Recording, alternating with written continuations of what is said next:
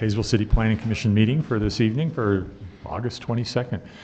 I think we have everybody here tonight except for Commissioner Tammy Tran, who is traveling out of the country currently. So we will excuse her for tonight and move forward with our business.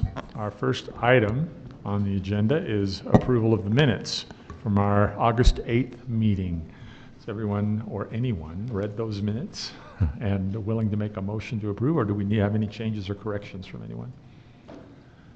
Anyone willing to make a motion? It's not hard.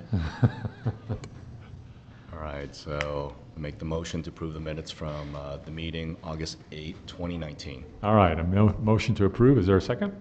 I'll second. Second. Any other discussion on that? All right, all in favor say aye. Aye. Aye. Anyone opposed? Sorry, I did that as a group, but I figured that might work for that one. All right, our first business agenda item is a conditional use permit for a major home occupation B, small engine repair at 2088 South, 450 East. Applicant is Darren Johnston. Turn to the staff first. All right, Darren Johnston has built a new garage. He's just out there on Shepherd Lane, right adjacent to the property of the irrigation company, South Bench, or Benchland. And what he's anticipating doing is a small engine repair. He wants to have people drop off their lawnmowers and things and repair them, and then sometimes he'll go pick them up. He's got an 8x6 trailer, a pickup truck, and he said he will store all the machines he works on and all the parts inside his garage, so it shouldn't be a nuisance to anybody around the neighborhood. And basically that sums it up. The staff recommends approval for the proposed conditional permit of the major home occupation B without need for any additional conditions. Okay. Any questions from commission of staff? All right. Mr. Johnson, are you here? If you'd like to come on up and tell us a little bit about your proposal and anything else you'd like us to know. My name is Darren Johnston. I've always been somebody who works on engines and equipment and stuff, and I don't know, somehow I've always become the person that fixes everybody's broken down stuff, so I might as well make a dollar doing it. And kind of like that, and hoping it'll extend into retirement to help me keep things afloat. So your the engine repair will take place inside in the. Yes, everything will be inside. It's a big enough place I could keep everything inside. I'm never going to get too busy for that. Okay. Any questions from staff? Or, I'm sorry, from the commission of the applicant? All right, thanks, Mr. Johnson. If there's no further questions. I'll move we grant a conditional use permit major home occupation B for small engine repair, Darren Johnston at 2088 South, 450 East. There's a motion. Is there a second? I'll second that. Second. Any other discussion by the commissioners? Let's start with you, Matt. Aye. Aye. Aye. Aye. Aye. Aye.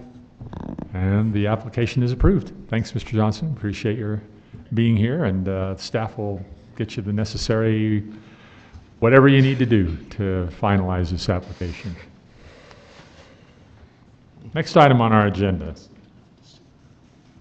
is a public hearing for a rezone of 1.27 acres at 831 East 250 South from the R18 single family residential zone to the R2 single and two family residential zone for the applicant Flint Barber, representative, the representative Flint Barber for the property owners Jack and Elaine Palmer. So let's turn to staff first for a rundown. Okay, thank you, Mr. Chair. So as an introduction to this item, and also as a reminder after my comments, we'll just remind the Planning Commission that it is a public hearing this evening for this, as well as the next item on the agenda. What we're looking at here is a piece of property that is on the northeast corner of the Davis Tech property, essentially, at least across what will someday be a street in that location. The property is just over 1 acre. It's currently on the edge of the R18 zoning district, up against the PU district, and so here in our zoning map, again, that's Davis Tech property there in the blue, and it's a little hard to see on the screen there and in your packet, but here's the location of that yellow property. The applicant is requesting the rezone for the purpose of potential development of the property. They're interested in being able to provide alternate housing options beyond just the single family that would be allowed within the existing R18 zoning district. Get a little louder here. And so this just gives an example of what they're thinking about doing with that subject property. And so you can see north being at the top of the screen. The existing road that's stubbed into the property, based on the concept, would continue through and connect to the road to the west. And they would essentially create 6 lots out of it.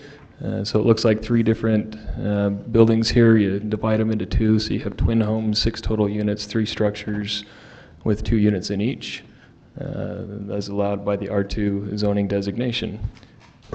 So the purpose, again, of the consideration of the Planning Commission this evening for the rezone, again, you're making a recommendation to the City Council, looking at this on its merits for the location where it's proposed, also as it correlates to the general plan.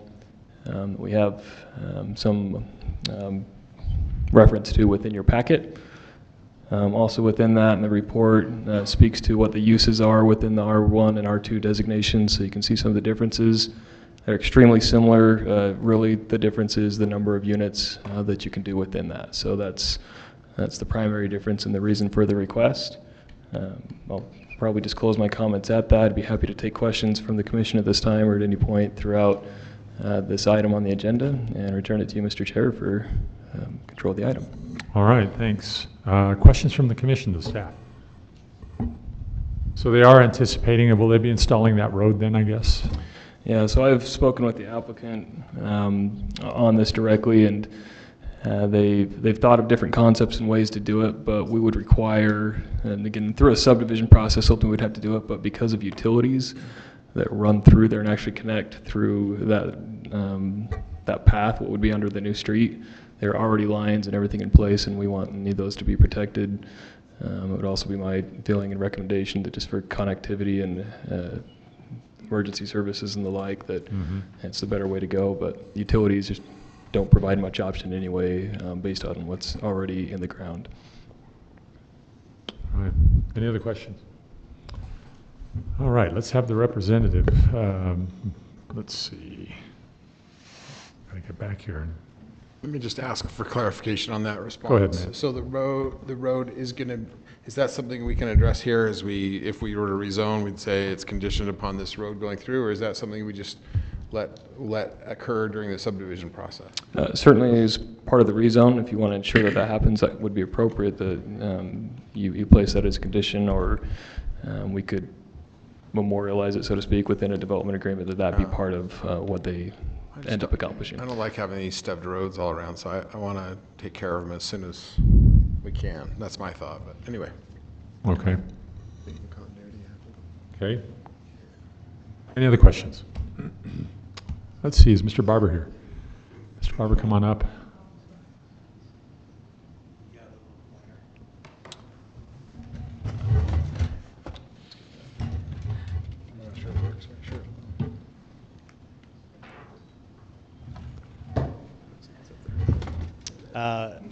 As Lyle pointed out, our goal with this subdivision is to try and create something in Kaysville that people can afford, that's not another subdivision of $500,000 homes.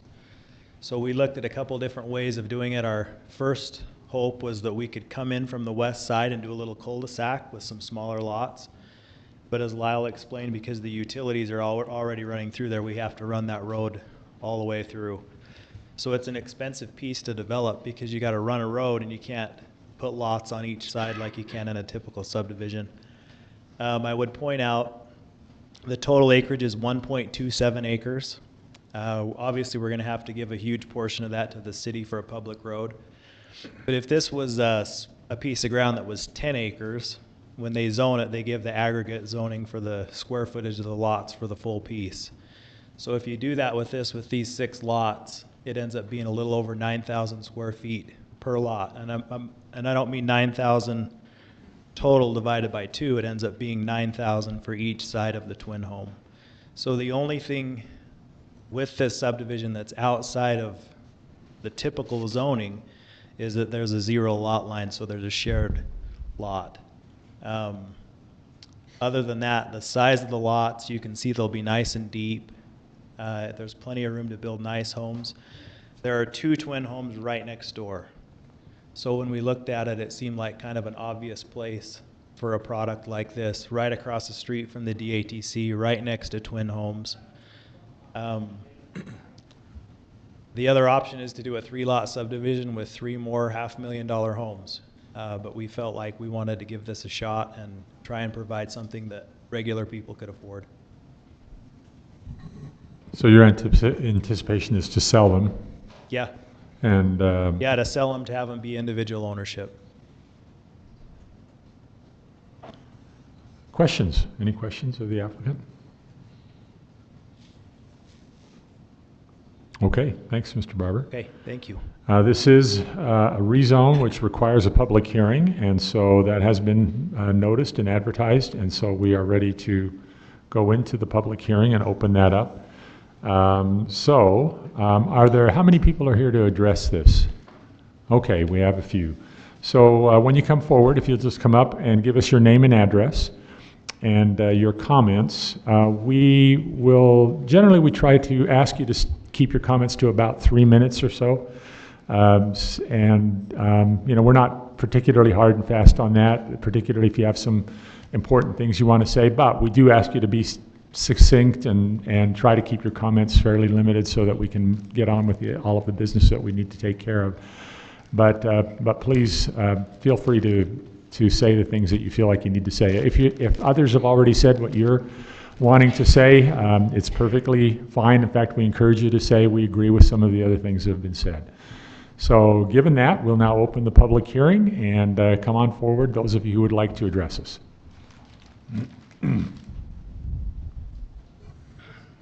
My name's Bruce McGraw, and I live right there.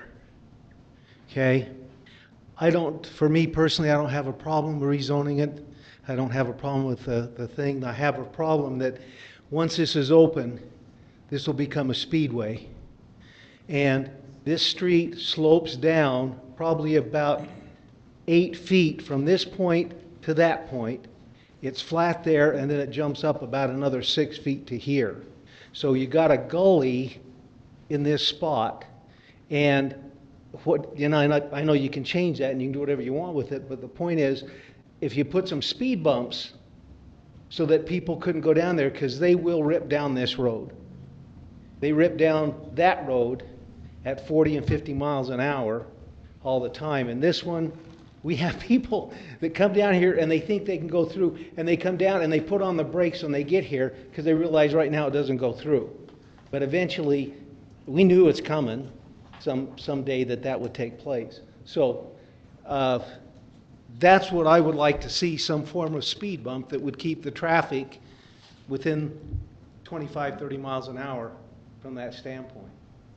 Thank you. Thank you. Thanks. Anyone else? My name's Albert Alberts. I live at the property just north of the proposed property that needs to be developed.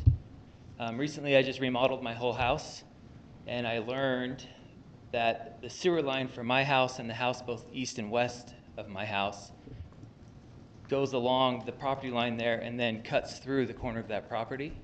The sewer district does not have a record of this, nor does the city. It took us 3 days, and the sewer district had to come and scope it and find it. And since then, the sewer district has knocked on our door asking to know where our manhole is, so they still don't have that on record. So the sewer line for at least 3 homes goes through the corner of that property. Which corner? The northwest. So I don't know exactly where it goes. I know at the fence line, the sewer line went across, and then it went over here because they some point it goes from here over to here. I don't know exactly where, probably straight lines. Well, Somewhere there it goes through. So your sewer line goes out the back of your house? Yes, mine and the one east-west, and I don't know how much further from that, so. But I know it does there. As well as that petroleum pipeline goes along I guess it'd be the east side of that property. okay. Thank you. Thank you. Lyle, do we know anything about the sewer line there? City have any? I'm unaware of it, so yeah, that's good information to know, and we'll have to look into it. Okay. That's something probably. I need Typically, to we check can that see their out. lines, but yeah, if it's data they don't even have, then yeah, we've not been shared it, so Yeah. we'll have to all do right. some exploration. Okay. Anyone else?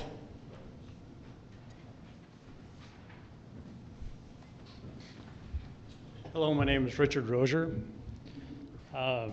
I live, as you go past the Burton Elementary, if you don't make that turn, you'll drive into my driveway. So about a block away from this development. Frankly, I think it's a pretty reasonable idea. I would just maybe offer, I don't know if suggestion is the right word, but I'd like to put forth an idea. The nature of the surrounding neighborhoods, with pretty much the exception of that one twin home, is single-family homes. And I know that there is precedent elsewhere in Kaysville where you have a zone change and a greater density abutting an established neighborhood, where the first building or the first lot was in keeping with what was already there. And the other ones were the more dense. And so my suggestion would be that maybe the lot, could you put up the lot numbers for me again? So I'm just wanting to throw out the idea that perhaps the homes, lot number 1 and 2, could actually be consolidated to a single family home, with the other 4 units being what is proposed. I just want to toss that out there for the commission to consider. Thank you.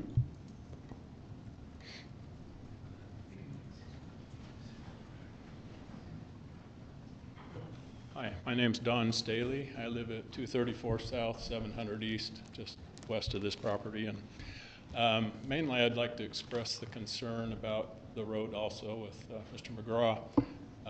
Currently that road is already a raceway, and it's a raceway for all ages, but particularly our high school students. On multiple occasions we've had people not quite make the turn there and end up on high-centered on the landscaping rocks of that house right there. My wife and young daughter multiple years ago were almost hit by a van full of teenagers coming around the corner too fast. Going the opposite direction, there were 2 cars racing side by side, and one car didn't make the turn at the bottom of the street and went up the driveway of the home there and went through their gate on the driveway. So it's already a high-speed street. There aren't any houses along there, and until you hit the top. Right now, they have to at least try and slow down to keep from crashing. So I'm afraid if we open that up, it's only going to get worse, but they'll be ending up not trying to make a turn, but ending up in a residential area. So if there's something we can do to mitigate that, that would be helpful. My other concern was that these were going to be rentals, so I'm happy to hear that's not the plan. I'm a little bit concerned about our entire east side neighborhood, because we've lived up there for about 28 years, and more and more as the older generation passes on, these houses are going up for rent, and it's become a very transient neighborhood. The property isn't as well maintained, and there are a lot of people coming and going, and it's just, I think the whole neighborhood is going downhill to some extent. So whatever we can do to help build that up, I would appreciate the city encouraging in some way families moving in and remaining, and establishing homes that they're going to remain in. So those are my two concerns. Otherwise, I'm not opposed to having some new neighbors and friends. So we appreciate the opportunity to discuss it tonight. Thank you. Thank you. Anyone else?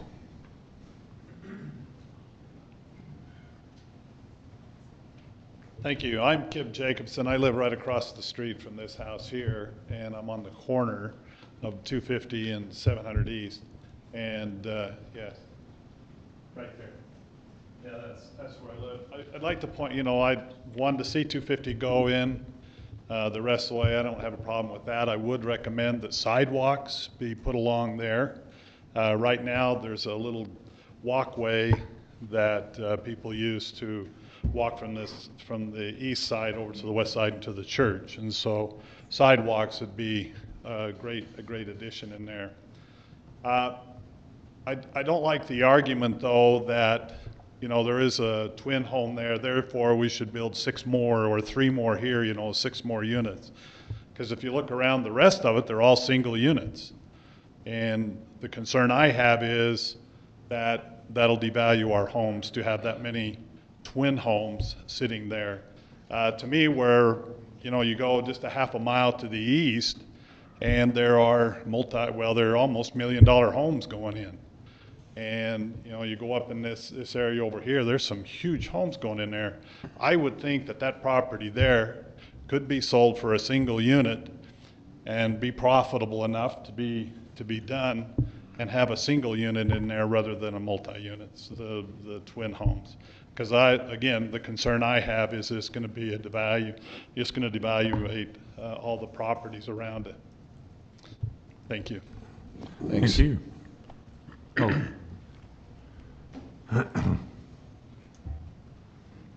My name is Wayne Clark, and I live just west of the property at 241 South, 700 East. And I knew that the property would eventually be developed, and I was hoping it would, like the others said, match the kind of the neighborhood and not be quite so densely populated in there. The road is another concern for me with traffic and kids out there playing and all the time if there's not something there to slow them down. And that's what I have to say. Thanks. Thank you. Anyone else? All right. If there are no other comments, we will go ahead and, unless there's an objection from any of the commission members, we'll close the public hearing. All right. The hearing is closed. Mr. Barber, any response? Would you like to address any of the issues that were raised by any of the comments? The couple things I would point out is I have no problem with speed bumps, and I didn't want to connect the road either, for the record, but we don't have a choice. As far as the property value, we anticipate that these will sell for, even though they're twin homes, each side is probably going to sell for slightly more than the single family homes are in the area. So I don't think it will devalue the property at all. And we anticipate that they'll be individually owned, and that's the goal, is to have them be individually owned. I have no problem with speed bumps. I don't know what the city allows. I think that's more of something that the city says yes or no to. So they're not expensive to put in, so I have no issue with that. I'm trying to think if there's anything else, but I guess the other point I would point out is that it's not effectively denser than everything around it. If you take the total acreage like you would with a normal subdivision and you divide it up, they're 9,200 square feet per lot. So they're actually, the total size is a little bit bigger than what's the minimum. But so I'm not trying to add some kind of crazy density, which I think a lot of people would right here, but that's not the goal. Okay. Thanks. Thank you. All right, commissioners, let's bring it back and have a discussion. Well, I think one issue can be handled pretty quickly. There was a concern mentioned about the sidewalk. I assume we're going to require the continuation there on what's that, the north side? Yeah, I forget the full cross-section, but essentially what we'd be getting out of this is a standard right-of-way cross-section. So street, curb, gutter, sidewalk. I know, certainly at least to the east, it's very clear in this image that you got the sidewalk that connects. I think sidewalk is also on the south side of the road on the west, so it would connect. Oh, thank you. So we'd have to look at that, how it would transition in it. But there is sidewalk to the east, right? Certainly to the east, yeah, there's sidewalk. So it would make sense to, it wouldn't be like asking them to create an island of sidewalk. It would continue that sidewalk. So in that situation, can you tell whether the city would require sidewalks on both sides? Yeah, under a typical subdivision development, they have to build our standard okay. spec of cross-section, which would include it on both sides. But, I mean, on the sidewalk, no, I don't think,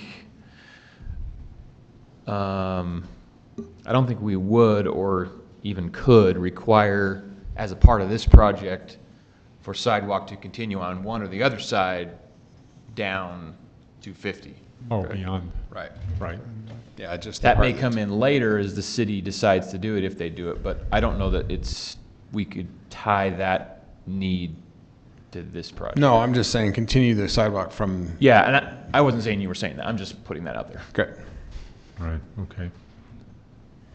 Okay. Commissioners, what else? As far as the speed concerns, are there any other options besides speed bumps to control the speed there?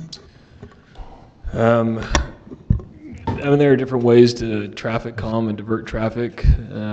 What I would say would probably be the staff's recommendation regarding those concerns.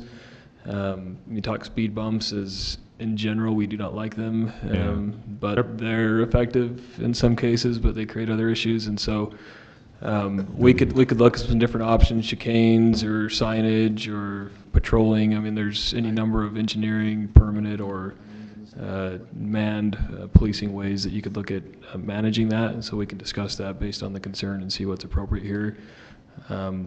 Often when we do developments like this, not to negate what the neighbors have obviously seen and are real issues, but we like to see the actual data once it goes in and determine that there is in fact a need. So we'll build them to the normal standard.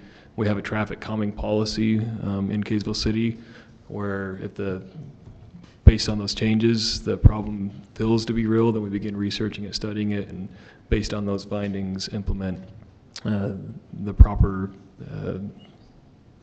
programming or changes to the street to help mitigate that. So we like it to be data-based, I guess, is the short of that.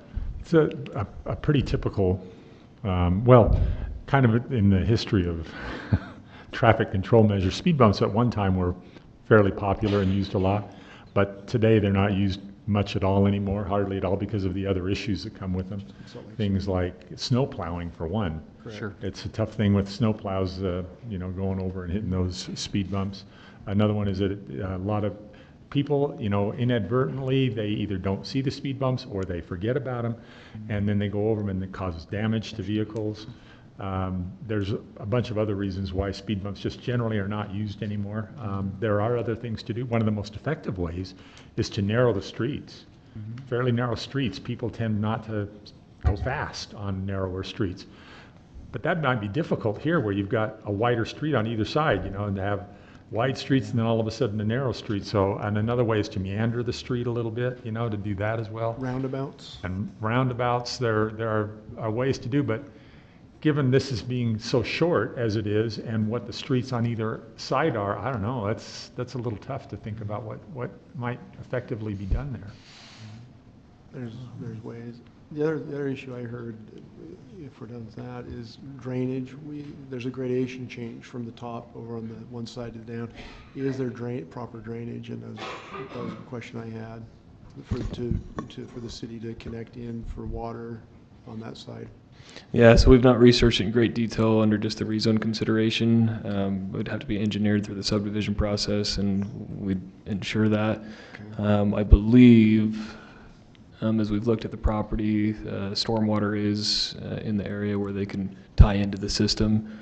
I think you got to push to the existing street to the west to get to it, but where it's on the downhill side, it's not too difficult to find that. And so it's way to say we're not certain at this point, but we'd have to look at those details for the subdivision. If you feel it's necessary before granting the rezone, we could ask that of the applicant. Other comments? I'll throw something out there. I think the commission's aware of, but just for more information here. We are currently, as a city and as a commission, dealing with how to address a mandate from the state from this last legislative session that said, essentially, we need more affordable housing in Utah. And the state passed a law that said all, or maybe not all, many, was it all? Okay. All cities have to implement strategies to meet this goal. So we're currently dealing with that. We had an open house last week, I think it was, and I think, Lyle can correct me if I'm wrong, one of the outcomes that came out of that was from some input from citizens that showed up. What would we like to see if we have to implement strategies that will bring in, or that will try to, or they will attempt to get at more affordability? And maybe the two leading strategies I think that we heard from the citizens were, one, single family on smaller lots, so a little bit more dense, but still single family on smaller lots. And then two, accessory dwelling units, mother-in-law apartments, that sort of thing. On the other end of that spectrum, of course, would be multifamily housing, multi-story multifamily housing, apartments, townhomes, starting to inch back towards the other direction. This, to me, feels a lot more like what we heard from the citizens in terms of smaller lots, single family, accessory dwelling unit type density, as opposed to the opposite end of the spectrum. So in the midst of this mandate from the state, here we are with this proposal, and I think if we are trying to, number one, follow what the state's asking us to do, and number two, trying to accomplish this anyway, regardless of what the state's saying in our city, this feels like it's getting at what we should be doing.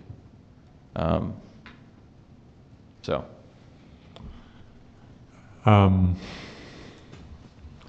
I mean, I agree with Josh. I also think a number of communities now are going to a strategy of saying, with single-family zones.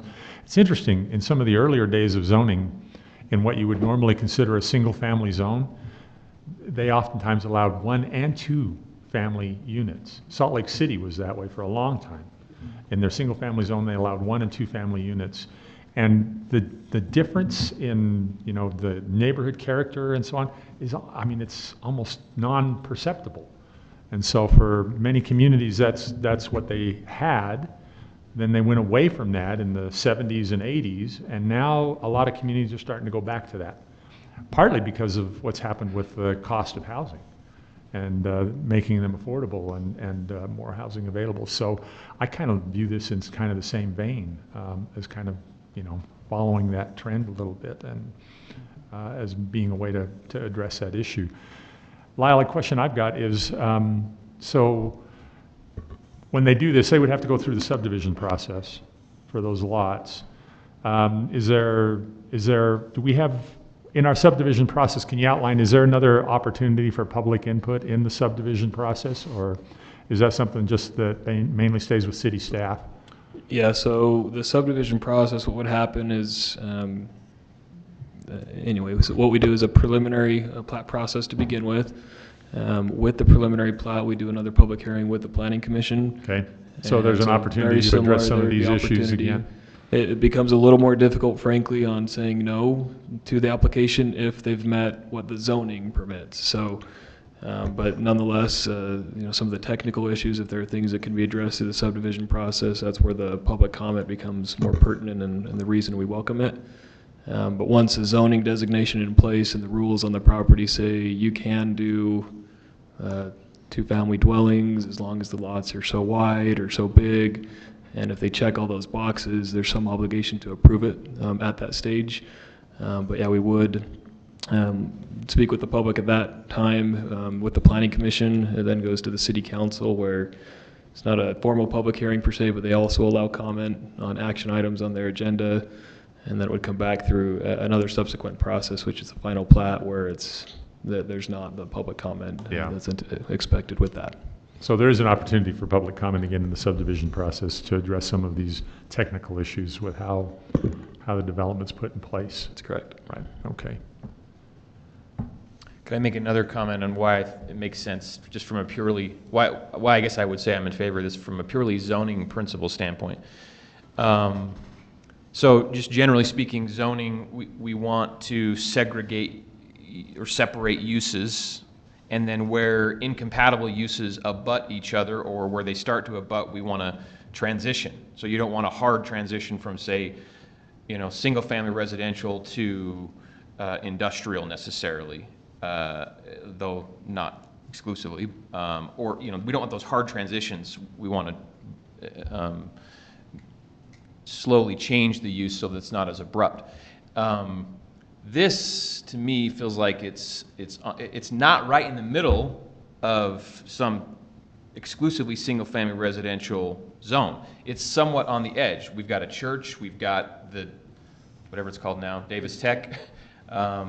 It's not as if this were smack dab in the middle of a sea of single family. This is right on the edge, so it's in a natural transition place for zoning to buffer or to make that transition.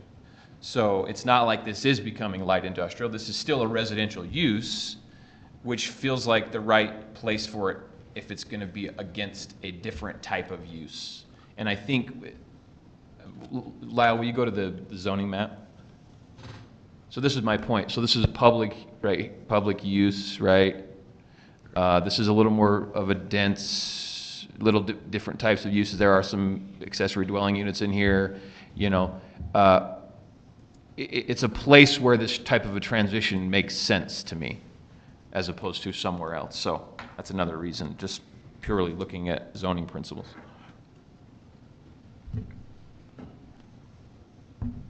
Anything else, commissioners? Anyone ready to make a motion?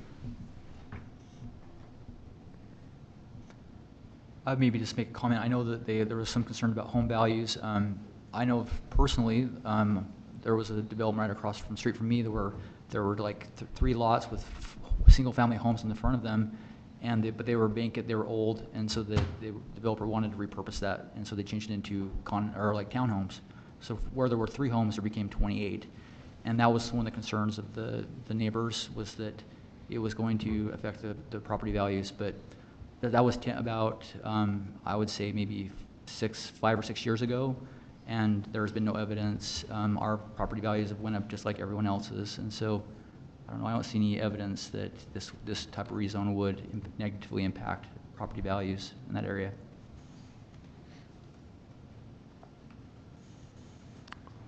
Okay. Commissioners, any more discussion, or are we ready for taking action of some kind? Need somebody to step up. I'll make a motion that we recommend approval of a rezone of 1.27 acres at 831 East, 250 South from R18 to the R2 zoning designation. Is there a second? I'll second it. All right. Motion and a second to approve the rezone from the R18 to R2. Is there any further discussion? Maybe a little bit. Maybe a friendly amendment would be, whether Josh buys off on it or not, would be just to, it may not be necessary, but just to condition it on the road going through and the sidewalks going through, or at least going through to the one side and to the end of it on the other side, and then having the city take a hard look at traffic speed control on the road. So that's what I'd amend that motion to include that. So, I mean, I think on the first part, it would happen regardless, but I think I'm fine to put it in. And on the second, which would, meaning the full width of the right-of-way and full development, sidewalks and everything. But as the second part, I think I'm with Lyle. I would be in favor of traffic calming measures, probably more easiest, well, like a bulb out there as it comes onto the existing roads, right here, whatever you'd call that, bulb out. What's the technical term? Yeah, so there are pop outs or chicanes, but the curb actually shrinks, at Oh, least yeah. for a small period. Yeah, the It's the curb curb narrows the treatments. road, Yeah, yeah. and the Correct. people just have to slow down. So, I mean, I think that would probably be, in my opinion, the most logical traffic calming measure here, sans speed bumps for the reasons we've said. But I agree, we would probably want to see the data, and we have the traffic calming measure in Kaysville to go through that process. And we'll have the opportunity to address that again at the preliminary plat. Yeah, and I just said to have the city look at Yeah. what measures are appropriate. So I wasn't being, put in a speed bump that's 2 feet tall or anything. Yeah, no, yeah, but Although that would slow people down, I think. Yeah, I would. but I guess what I'm saying is, and I don't know what you're saying. I'm not necessarily saying that we need to have that, and what Lyle's saying is we have to put it into and let the data be there or not be there before we do anything. Well, I'd say, well, we don't have to. I mean, we can make a poor decision here if we want to. But what I'm saying is I think the city needs to consider it because of the concerns being expressed. And I think that's just a way to say, look, city, when this goes through, pay attention to this issue and consider what's appropriate to calm the speeds. So I'm just saying it's kind of a note to consider it. Make sure it's part of the consideration. Up to you. So amended. All right. So, Josh, you've accepted the proposed amendments, and the second is good with the second still?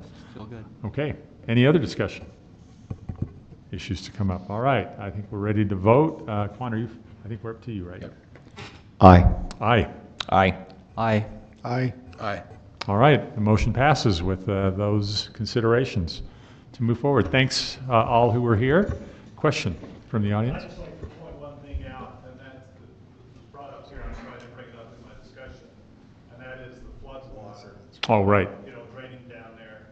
At the Burton Elementary, there's a lake actually there, a retaining pond, and when water comes off our food heights, it goes into that, then it spills over into Burton, or into Green Road, comes over and comes down 700 East, and then turns right there. And if you remember here a couple of years ago, there was a lot of damage done to the DAPC retaining wall. And they spent a lot of money going back in and putting in that wall in and everything. Now, if you add this additional water, there could be some more damage. We'll make that note and have Lyle include that to make sure that's looked at the preliminary plat, and that's considered, and we'll consider it again as well when it comes back here. And that sewer issue too. I mean, Right, the sewer issue. That's obviously an important one to take a look at and to see what may need to be done there. All right. All right, thank you very much. We'll go on to the next item on our agenda, which is... May I interject, Mr. Chair? I don't see anybody standing up, but this evening we have out there in the hall, some people as they were coming in were helping us do some dot voting and some posters. So yeah. I just want to say, if not everybody's sticking around for the entire meeting, you might get caught in the hall with that. So we're just looking to gather input for some of our strategic planning process that we're working on, and if that's appropriate, as people leave the different parts of the meeting, we would appreciate your input on that. That's good. Your price of admission tonight is to take a look at those posters and give us your input on that out in the foyer. Thank you. All right, our next agenda item is another public hearing for a request to rezone 0.435 acres of property at 946 East 300 North from R18 to the R2 zoning district, similar to what we just heard. The applicant on this one is, forgive me, I might butcher your name here, Koros Haroni. All right, with that, we'll start with staff. Thank you, Mr. Chair. Just as you stated, this will feel a little bit like deja vu. We're essentially addressing the same rezone consideration from an R18 to an R2. Of course, as often noted here on the commission, every site and location is different, so we consider them each on their own merits. But to reiterate the request and the purpose of it, I'll go over that again briefly. The property you can see here on the map and in your packets has frontage along 300 North, but it also has a double frontage lot that has frontage against 200 North in its existing backyard. There's an existing single-family home on the lot. Ultimately, the property owner that is Mr. Harani The applicant on this is interested in potentially building another building that faces 200 North on the south end of this property, and would be interested in putting a duplex on that is the primary objective behind the rezone. Again, the zoning designation, as far as uses permitted from the R1 to R2, are extremely similar, but for the density ability and the ability to do multiple units. Again, the R18 does have some ability to do the twin home or duplex, a two-family dwelling. However, based on homes in proximity, particularly if you look on the south side of the street, there are several twin homes already in place, so the existing zoning wouldn't allow it unless the rezone was necessary to consider the applicant's interest and request. And again, looking for a recommendation from the Planning Commission that will forward to the City Council for final consideration. It is also a public hearing. With that, I'll close my remarks and be happy to field any questions. Okay. One question I've got, Lyle, is with the zoning, if the zoning were to be approved, and you've got the diagram there of how that property could be divided, so does that require any kind of special consideration? You've got on there a label of special condition. That's a fantastic question. So, that we make notes on property throughout, so that's actually applicable to the property to the west of it. Oh, okay. I can't tell you off the top of my head what that's actually for, but this property, we believe there's enough acreage technically where it could be split and subdivided into two lots that would meet the zoning designation. Typically with a R18, the big difference is that 8 is for 8,000 square foot per lot. The R2 allows you to split that in half, so you would essentially have two 4,000 square foot lots. And so there's just simply showing there's some acreage there and where that might sit, what that might look like.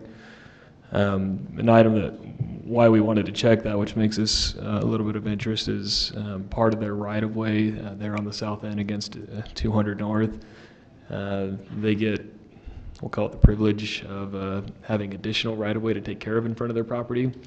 So 200 North narrows slightly on that section of the street, and it, anyway, typically right behind sidewalk is where somebody's property line is, but this property does have beyond that before it actually hits their property, so it's still part of the city right of way. So we simply wanted to ensure that it was even viable before pursuing the request too far. So, but in theory, that could get widened.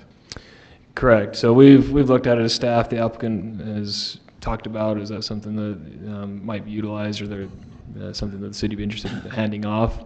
There are no plans to widen it as we speak. There are not? Correct. Currently, there are no plans, but we've been around 150 years. We may be around 150 more.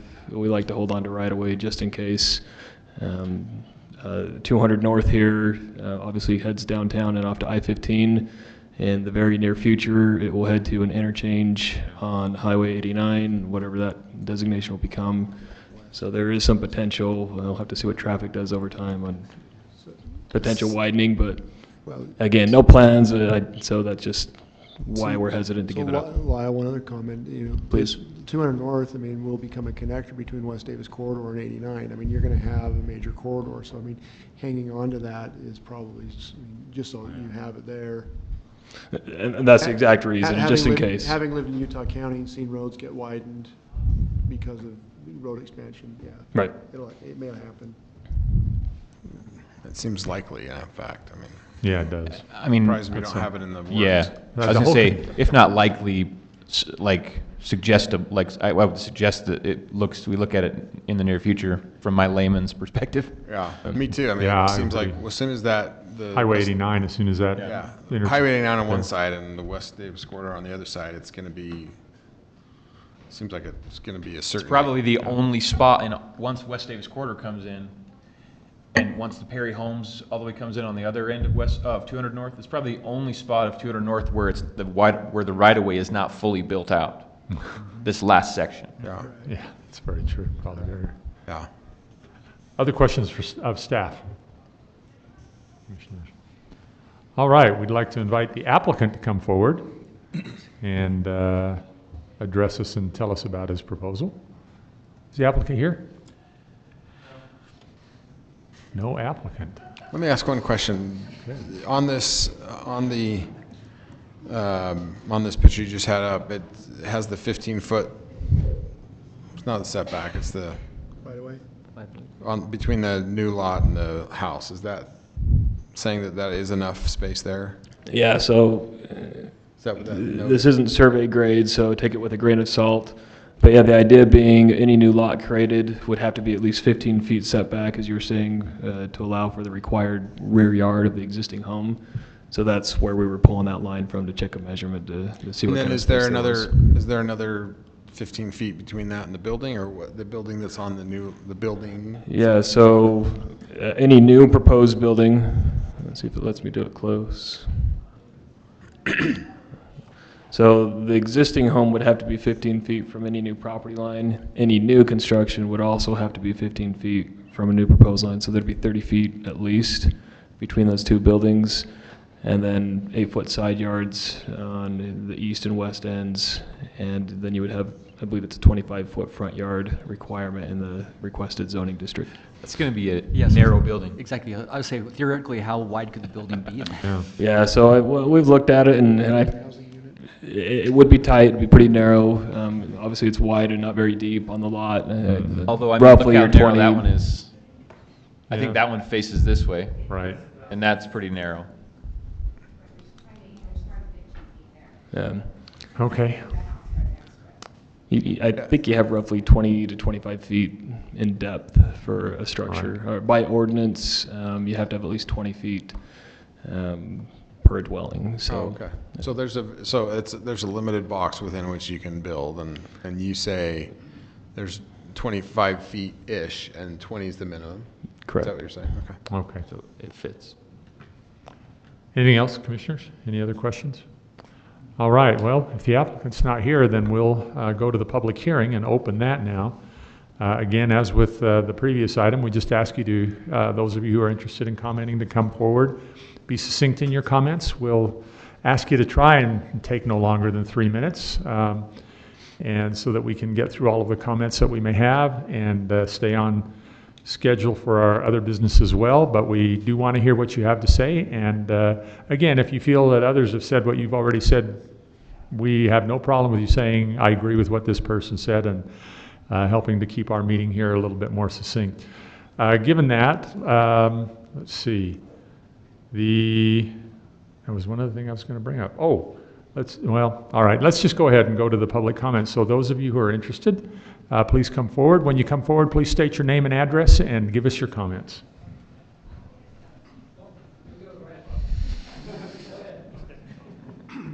My name is Brian Bell. I live at 865 East 400 North. It's in the neighborhood, but around the corner. So I have a couple of concerns with the rezoning. I've heard, and I wish the applicant was here and could describe actually what's going on, but I've heard actually that both properties would be turned into duplexes. And so you would have 4 families living in those areas. I don't know if that's actually true, since the applicant didn't actually present anything. I understand that there's a ordinance or a covenant that Kaysville has that says no more than 3 multi-dwelling, 3 families or 3 dwellings within 500 feet of each other, and it seems like that. I wonder if the rezoning is an effort to get around that covenant or ordinance. The other issue has kind of been alluded to. One of the duplexes would front on 200 North, so that would be their driveway.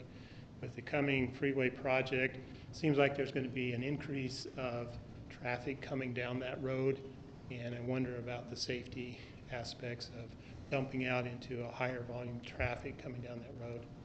And then the third, while I heard what was said on the previous property, I'm still concerned about my property values as the density, particularly as you saw the map there, it's a fairly, it's not like the previous property where there was a lot of open space. This is a very well built up neighborhood, and I'm worried that a higher density in one area there would devalue my property.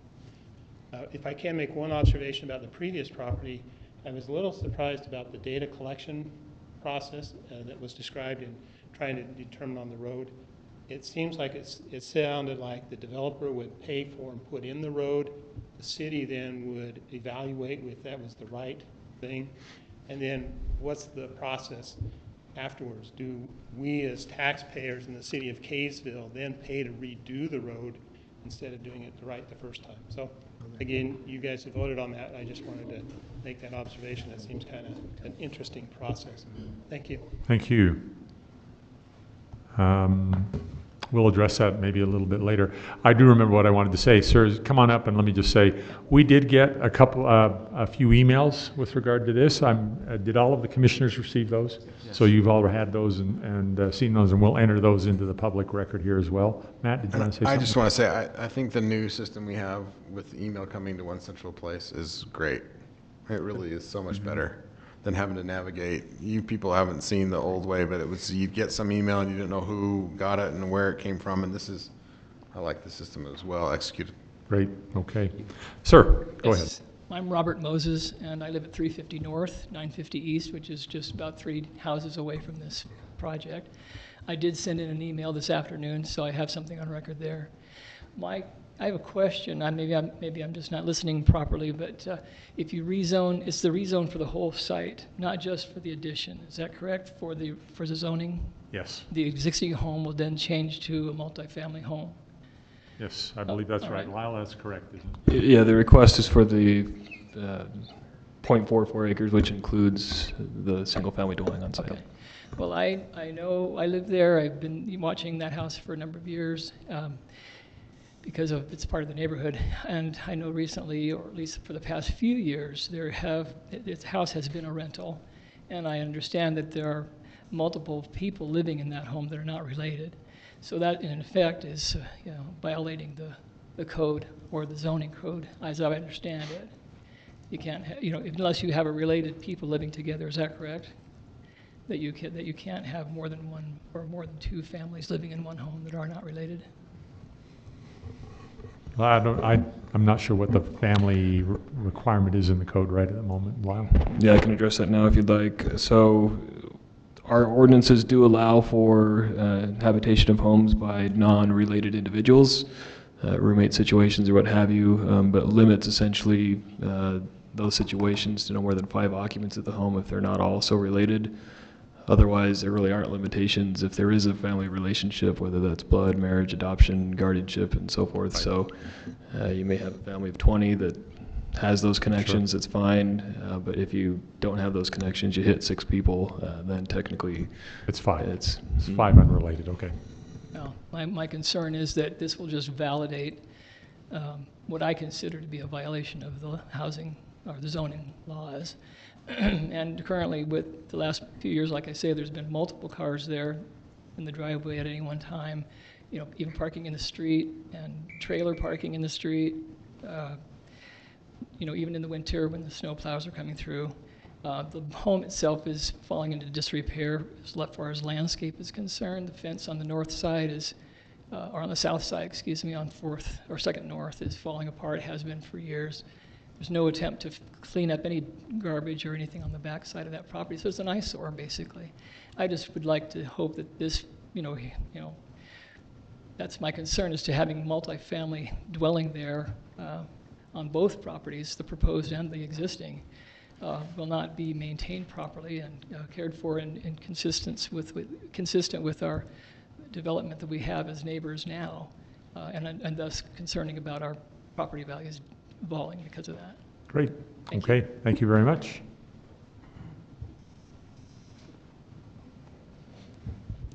My name is Patty Moses, and I live at 350 North, 950 East, and I just want to reiterate what Bob said. This particular landowner hasn't really taken the responsibility to upkeep the property. And as you drive into the neighborhood, it is an eyesore. It's an eyesore on 2nd North. It's an eyesore as you come into our neighborhood. And this is a neighborhood that's well kept, and we'd like to see it stay that way. And I think that any of us would probably have those same feelings if you were to live next door and see a home falling into disrepair and lots of cars, and like Bob said, trailers on the street and so forth. So this homeowner has a track record of not taking care of the property. And that is a real concern with giving him more opportunity to have these multiple dwelling places. And this neighborhood is single-family homes. and we'd like to see it stay that way, but especially that this homeowner would take more responsibility for keeping up the property. So, thank you. Thank you very much.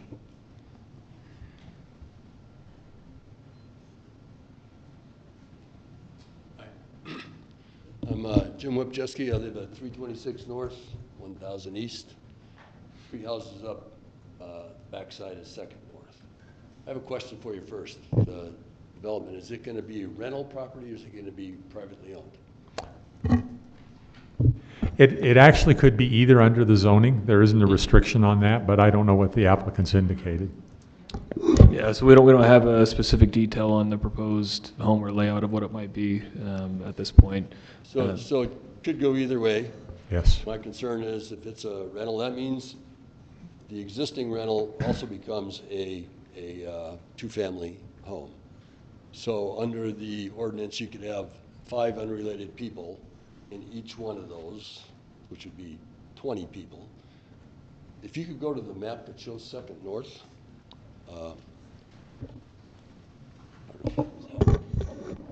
that shows the close in, or the purple line. Yeah. And you're welcome to use that, sir. There's a red Yeah, triangle if you can we find need it. to push the.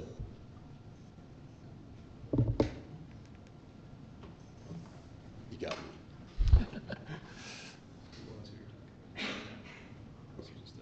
Right there, huh? All right. So access is going to be on 2nd North, correct? For the 2 units. Well, it seems like one of the units probably would have to have access on 2nd North. Right here you can see where 2nd North narrows. That's coming downhill. 2nd North, besides being bumpy, is a speedway. Right up there around 1050 East, it really drops off. And that interchange is going to happen up on 89, probably next year. You're going to have a lot more traffic coming down there. The other thing you got coming down is a lot of gravel haulers from the gravel quarry coming off 89, and they're going to West Kaysville. They're tandem trailers, they're heavy, and they're going fast. Nobody's doing 30 miles an hour on that road.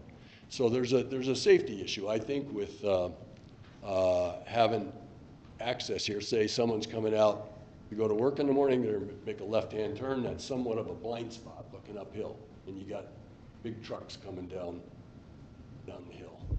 So to me, that's a real safety hazard.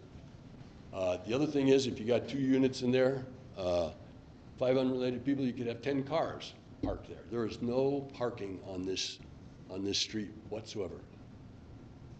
Otherwise, your car's going to get creamed.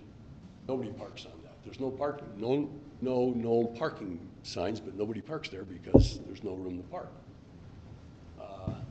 So that's another problem. So we all have homes. We have kids or had kids. Even though we have nice backyards, where do your kids play? Out in the street, right? You see them all the time playing out in the street. So I wouldn't want to see kids playing out in the street there. So okay, that's some of my concerns. Let's see. Oh, one last thing is animals. When you split a property, this was a single-family home. According to the ordinance, you're allowed 2 pets, 2 dogs, 2 cats. If now you split the main home and you have 2 units here, you could have the possibility of 8 dogs right there. Okay. Okay. Thank you very much. Thank you for your time.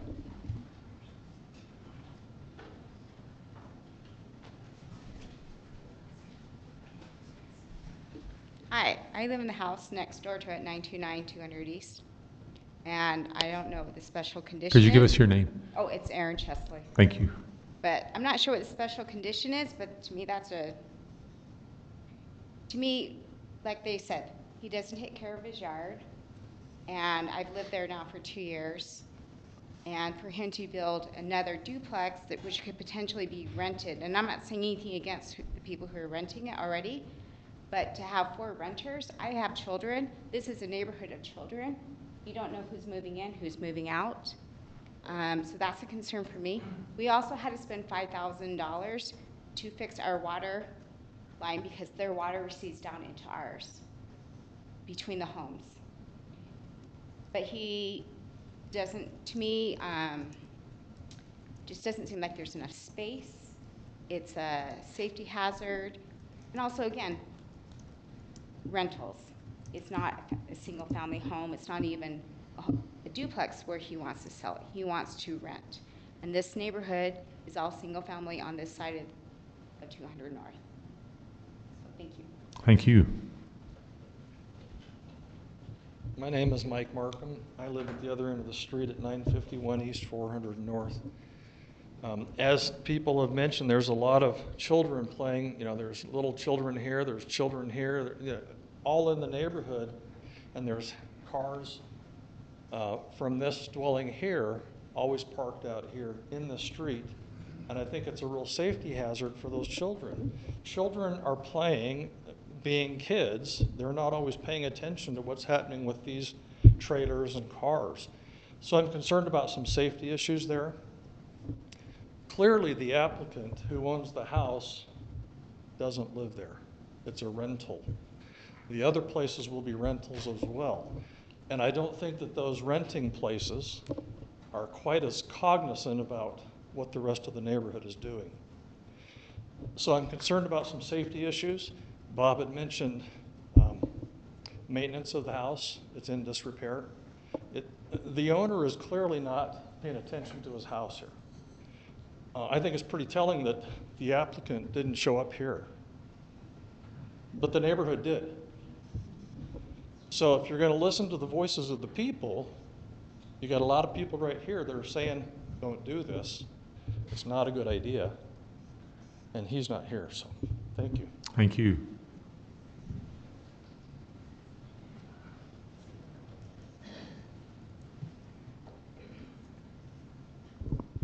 My name is Brittany Christensen. Thanks for listening. I live at 362 North, 1000 East, so it's just the block in the circle next door.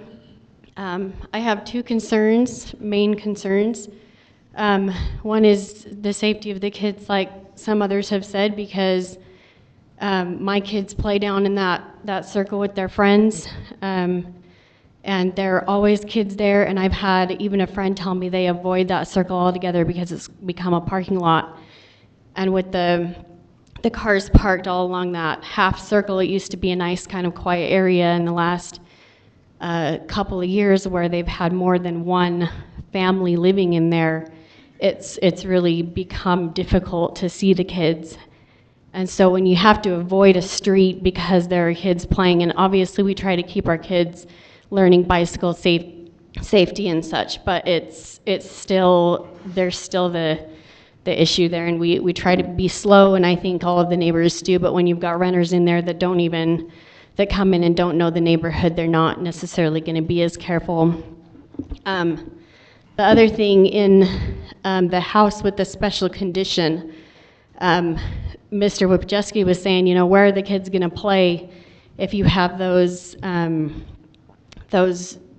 housing right up against 200 North? Well, I'll tell you where they're going to play. They're going to play right behind the house in that circle, because right in the special edition, there's a gateway. There's a gate where the kids can go through, so that those kids don't have to walk all the way around on the busy road. They can just go to their friends' homes, and it's a nice entryway. But that's going to mean that circle is going to have more kids there. Those roads in the neighborhood are going to have more kids that the duplexes are going to, that they're going to be homes to, and they're not going to be playing on the 200 North. Either they're going to be playing on 200 North and it's going to be dangerous, or they're going to be walking around or through a gateway of some sort, and it's just going to be more dangerous with more bikes. And I think that it's going to add more cars as well. If there's not parking on 200 North, they're going to park in the neighborhood. And so it's just, so that's my main concern, is the safety for the kids that are there. And then I also have a concern about, it sounds like the whole purpose of this rezoning is to avoid the duplex ordinance in the first place, which says that we can't have more than 3, I think, duplexes within 500 feet. And just across the street from there, just down a little ways, you do have 5 duplexes already.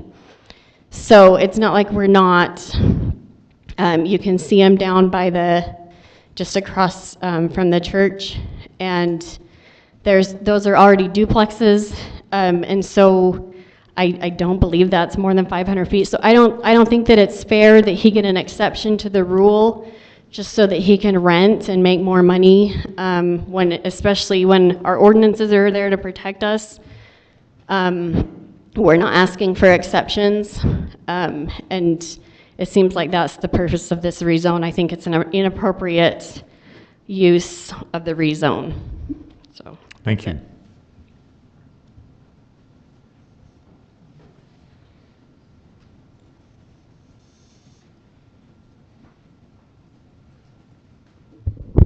My name is Craig Christensen. I live at 362 North 1000 East, and I agree with what's been said before. I also want to point out that with that access way, people in the duplex without having any sort of parking, they're going to be using that access way to park in the neighborhoods. And then we're going to have streets lined with cars, and that's going to make it more hard for our drivers to see the children that are playing. Thank you. Thank you. Anyone else?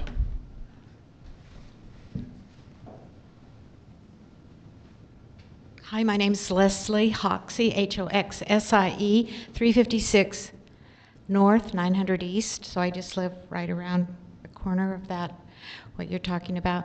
I totally agree with what Brittany and Craig Christensen said about there's so many children now in our neighborhood.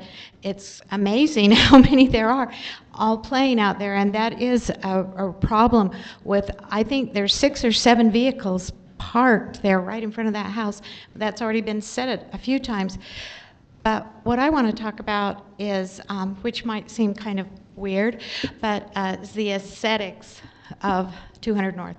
Right now, when you're coming down 200 North, it's just beautiful. It's got these Scotch pines, and there's some fir, and and it's just beautiful. And there's a sign quite big, and it says, "Welcome to Kaysville. We're whatever, established 1850." And it's really a beautiful, I've looked around Kaysville. There aren't very many, I don't know of any other place that has that "Welcome to Kaysville." And it's a very beautiful area. Now, there's no place to park on that house, what they want to establish that. And they've already explained their concerns and everything. But it doesn't fit with the entire area. If you look, you see all the backside of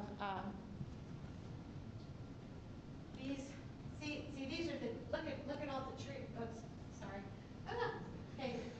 Look at all the trees. See, can you see them all the way up? Do you see this? And then you get here, and it doesn't fit. It doesn't fit there. These are right here are the 5 duplexes. And I think our area has totally, those people are part of our neighborhood. We like the people there. They move in and out all the time. It's hard to keep up with them.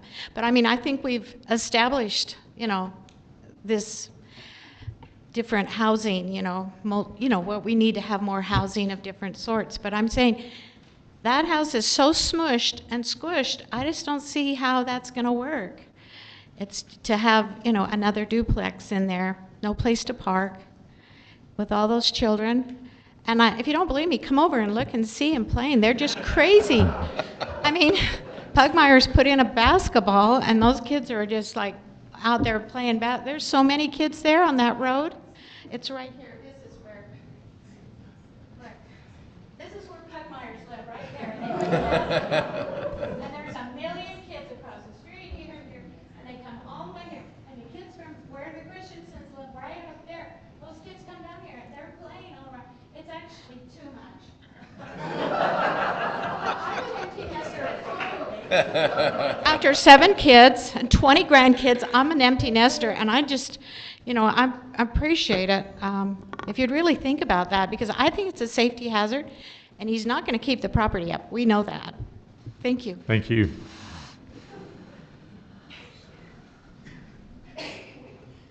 Steve Johnston from 369 North, 1000 East. I don't know if I can beat that last comment. Yeah, no, that'd be tough. Don't try. I want to first express my appreciation to this commission. I've lived in Kaysville for 33 years.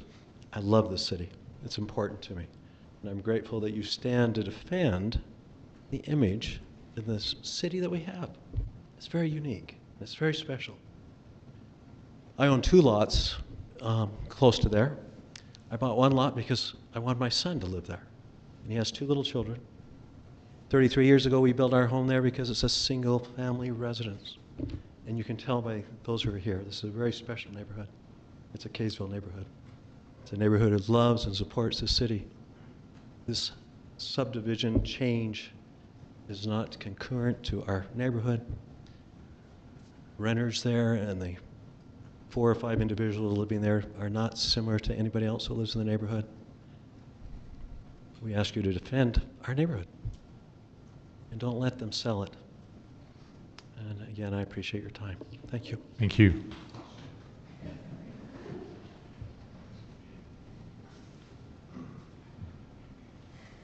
I'm McKay Johnson. I live at 970 East, 400 North. And I just want it in the public record that I'm the son that he loves. In my experience growing up in Kaysville City, and a little beef I have with the government is our fault of long-sightedness. We seem to be very short-termed. As we discussed priorly about the right-of-way on that road, I just wanted to make sure to emphasize and encourage you guys to think about what you're going to do with that, since with the addition to the second Highway 89 turning that to an interchange, the idea that we might need to expand that road, and keeping that right-of-way there is going to limit that house to make it very uncomfortable, very small. It's not going to look good. As we can see with just the satellite image, these houses have yards. This place where I've grown up has always been these single houses, families, and I don't want to see it turn into, well, I served in Mexico for 2 years, and I did not like their zoning they had down there. And what I see here is an exact copy of that zoning. And I'd rather avoid that and keep this nice livelihood as a neighborhood that we have here. So, thanks. Thank you.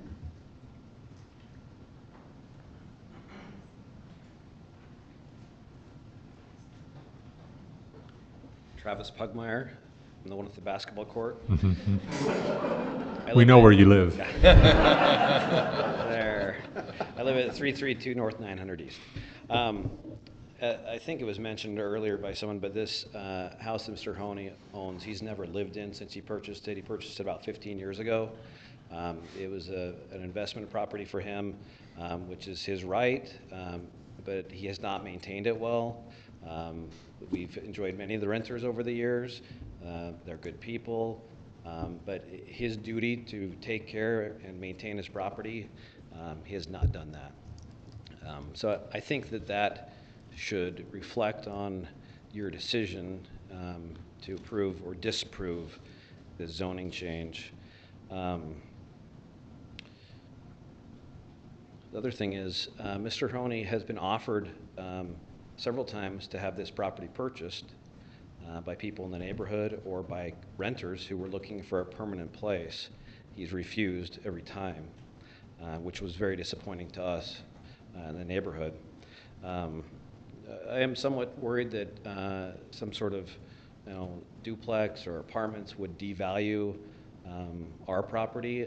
I think it really depends on what it looked like and how it was done. Of course, given Mr. Honey's previous background, I'm not looking for anything special. So I would hope that the commission would exercise their broad discretion and reject this consideration. Thank you. Thank you.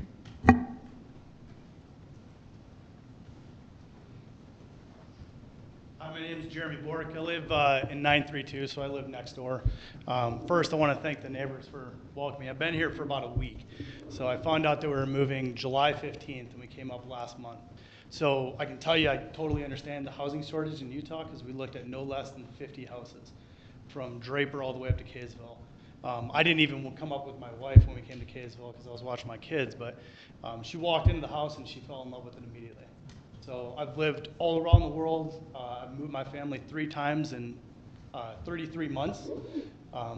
she's walked into this house and she's been welcome from the get-go. I can tell you that the renters and the neighbors that we have in there now, they're wonderful people. Okay, they got a couple cars, but you know, don't we all? I can tell you that putting a duplex in that short area, that small little area, is nothing more than a cash grab. The reason that he's building it is just so he can rent it out. In the short week that I've been here, I can tell there's no effort that's going into maintaining the property besides the renters putting lipstick on a pig. So I appreciate your time in rejecting this offer that's been put forward. So thank you. Thank you. Anyone else?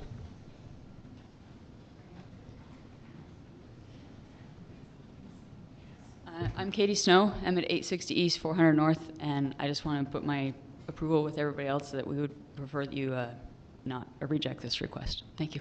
Thank you.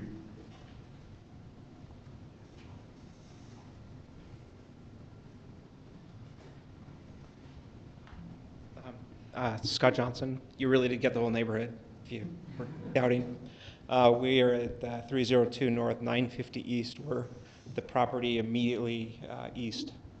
And I just agree with what everyone else has said, the concerns about property value, concerns about, I'm sorry, I'm going to play the engineering card. What is this duplex going to look like? If 30 feet from this, 25 feet from that, and then you're going to try to fit two families in it, I just don't see how that makes sense at all. And it wouldn't blend at all with anything in the neighborhood. It is a great neighborhood, and I just agree with everything else that's been said. Thank you.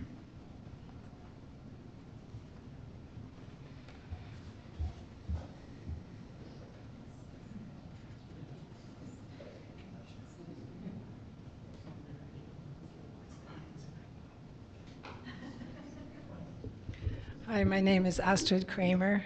I live at 315 North, 900 East. And I just pretty much want to agree with everything else that's said. It's not a good idea. I'm all for, I understand that affordable housing and rental housing has to be available for people who can't buy a house. But to plop this plot in there right in the middle of single family's home with access on 200 North, which is extremely busy right now in the mornings and in the evenings. You can hardly see anything when the sun comes up and when the sun goes down. And I wouldn't even know how the people, if they have a duplex there, would get out onto the street. So I really hope that you understand that that's just not a good idea to grant this rezoning. Thank you.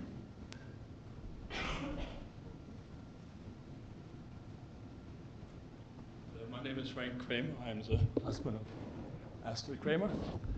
We quite often disagree, but in this case, I think I will agree with my wife. I actually know Karush now for many years. He used to be in our neighborhood as a child, and I used to be his children's pediatrician, actually. But I agree, this is just not the place. If he lives there, that's great, but if he rents it out in this small little place, I don't think this is appropriate. Thank you. Thank you.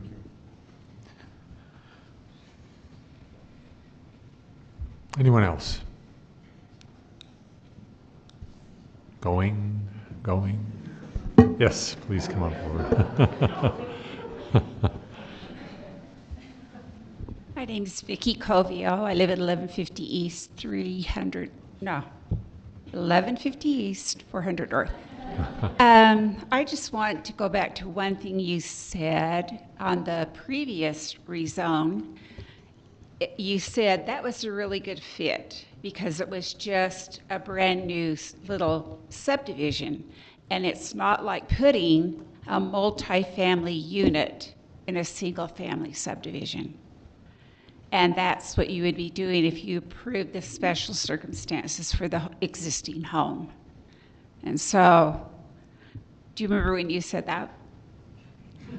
Yeah. Oh, yeah. Okay. Yeah. I just wanted to let you, that's what I was thinking of. Thank you.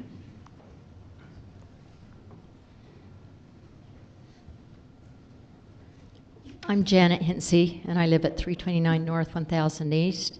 And I just want to say, one of your main jobs as a city council is to provide safety for our families and our children particularly. And this is definitely a safety issue for our children. And so keep that in mind, and I would like you to reject the zoning. Thank you.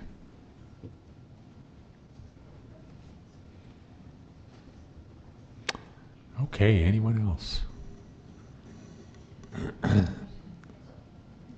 All right, well, seeing nobody else coming forward, I think we will, unless there is objection from the commission members, we will close the public hearing at this point. So we'll declare it closed at this point. And again, we do not have the applicant here to respond, so we will now go right to discussion by the commission. Commissioners. Yeah, so again, thank you everybody for coming in and voicing your opinion. I think that's it's a great process. So I mean, it's obviously a lot of people are against this. Lyle, what's the next process and how does that work? Because I mean, I think it's of concern that the applicant isn't here for us to ask questions. So can you walk us through that? Yeah, so you still have the ability where they've made an application in the normal process to make a decision this evening.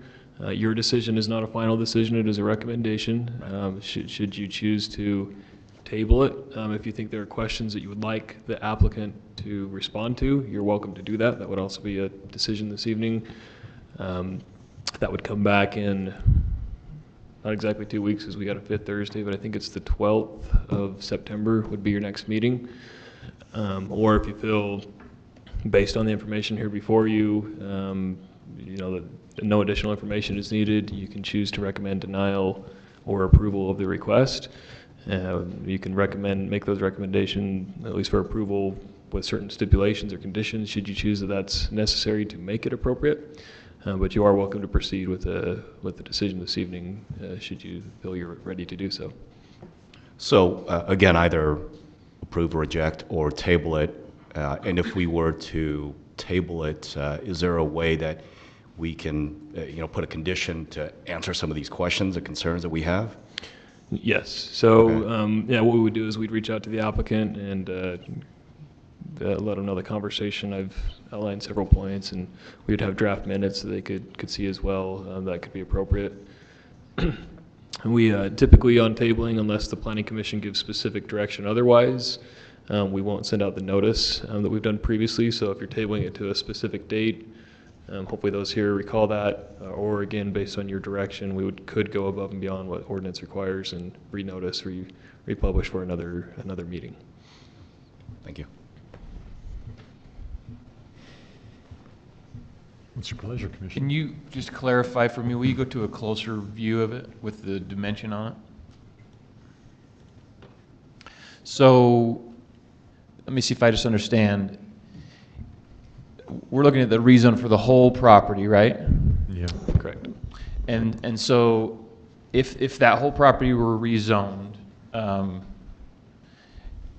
then what in theory could fit on there would be this could be split. If it's R2, this could be split. So you could have, just like on our last one, a building sharing a lot line with 2 units.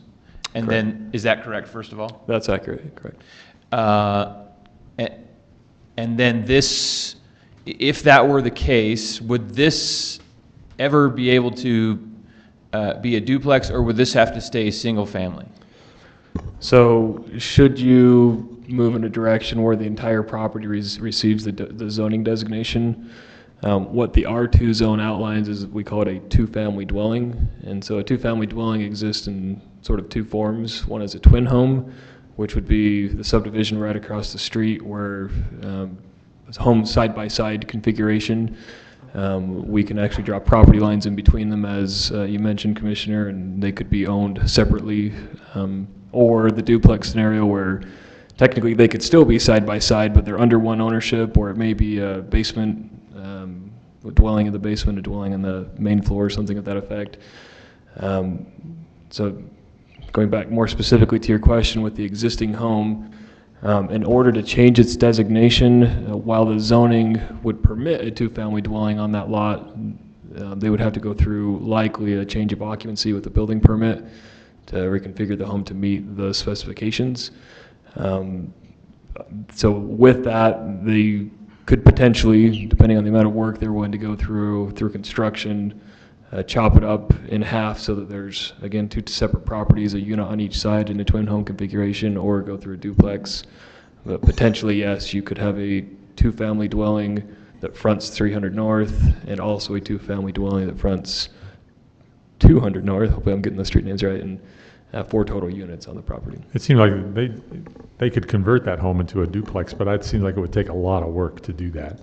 Well, and it would probably be more cost effective to tear it down and build a new the duplex. capital involved in that. Yeah. That's probably true, but if it was, I mean, the duplex does not necessarily mean side by side. You could have up and down. So Yeah, the basement, all they have to do is separate the utilities, maybe bring up to some code, have a basement entrance, and there you go. Yeah, so the utility side of it. So, yeah, it might be very expensive, but that our question is, can it happen, and are we okay with that, or are we not okay with that? Right. That's what I'm getting at. Right. Yep. And it almost seems, go ahead, sorry. Yeah, so I guess just to make sure I understand, then in theory, if we just set aside the cost of it, in theory, we could have 4 units at the outcome of this if it got rezoned. With the requested zoning, that is correct. Okay. And it seems like part of the concern that I think you're addressing, if it changes, is that we have, more people in there. But it sounds like we've already got some issues with that with the building right now. In fact, I was concerned. I noted that maybe half of what we discussed here has been problems with that existing home, and I'm just curious: is there code enforcement issues? Are we now going to be? Well, we may have some follow-up with the neighbors. So we have in the past received requests to go out there and do some investigation with parking and other issues. So I'd have to look at the record of what's been done on that. And, but I'm a little curious. I'm hearing conflicting. Some people know the family, some don't. Some people are saying they're multiple. It sounds like there's one. I'm hearing more than 5, less than 5. So it's extremely difficult in either case for us to verify that as a city, but we can continue to pursue that, and I'd have to look at the record of what's been done in the past. But I do know there have been concerns expressed to our office. That just, to me, that existing problem exacerbates the question or the issue of how crowded this will be. And especially if we're talking about accessing this property from 200 North, and again, I'm more certain of the need to widen 200 North than apparently the powers that be are. But I think that's going to happen, and I think it's going to make that. I think parking on that street is going to be problematic. It seems like it's really jammed in there, and if we try to figure out how to configure this. I mean, I think it would be helpful for the developer owner to show up with some drawings that says this is how it'll work, and maybe I would be convinced otherwise that it's going to fit and everything's going to be nice. But as it is, it doesn't feel like that, and especially if it's compounded by crowdedness created on the other side, on the other building. My feeling is on some of the requests that we've had for rezonings in the last couple of meetings, we're really talking about situations where we're redeveloping old and outdated properties, and we're bringing things up to date, making something new that will fit into the neighborhood. This one strikes me more as this doesn't seem to me like it's a redevelopment of an outdated property. This just seems to be that the home has been let go to, and it's kind of an attempt to increase the density, increase the number of units, the number of people, without really redeveloping very much. And it right in the middle of a existing single family residential neighborhood that is probably not really to the point of needing redevelopment yet. So I don't know. This feels a lot different to me. Yeah, I was going to ask Lyle, what year is the existing home on the property currently? Can you repeat that? I'm sorry. What year was the home built that's currently on the property? Do you know? I do not know. We could look that up for you. I could find that actually quickly. I was going to say, yeah, maybe the 70s is what I'm hearing. 76. I knew we had experts here. Yeah. So it's a newer neighborhood. It's Middle age. Middle age, it's Yeah. been remodeled.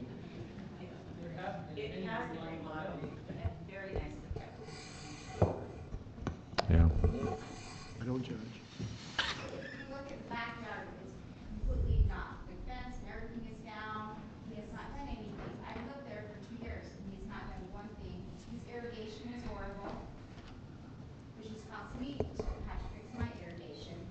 Appreciate your. I mean, is that something that the city Technically, we would chance to allow it approve? based on our standards, but it becomes your prerogative as a commission and ultimately the council to say whether that's appropriate in case by case. And as it's been brought up, I think the special condition that was on the other property has to do with the types of driveway to ensure some turnaround capability, so that you can not back into 200 North Street. So that's been a concern on several collector streets or major streets throughout town, is where we still allow development on them. 200 North is pretty unique, so we don't see it frequently, but how it's accessed certainly is a reasonable concern that can be addressed, and something that you can take into consideration. If this were a UDOT road, you can use this information either as a shield or a club.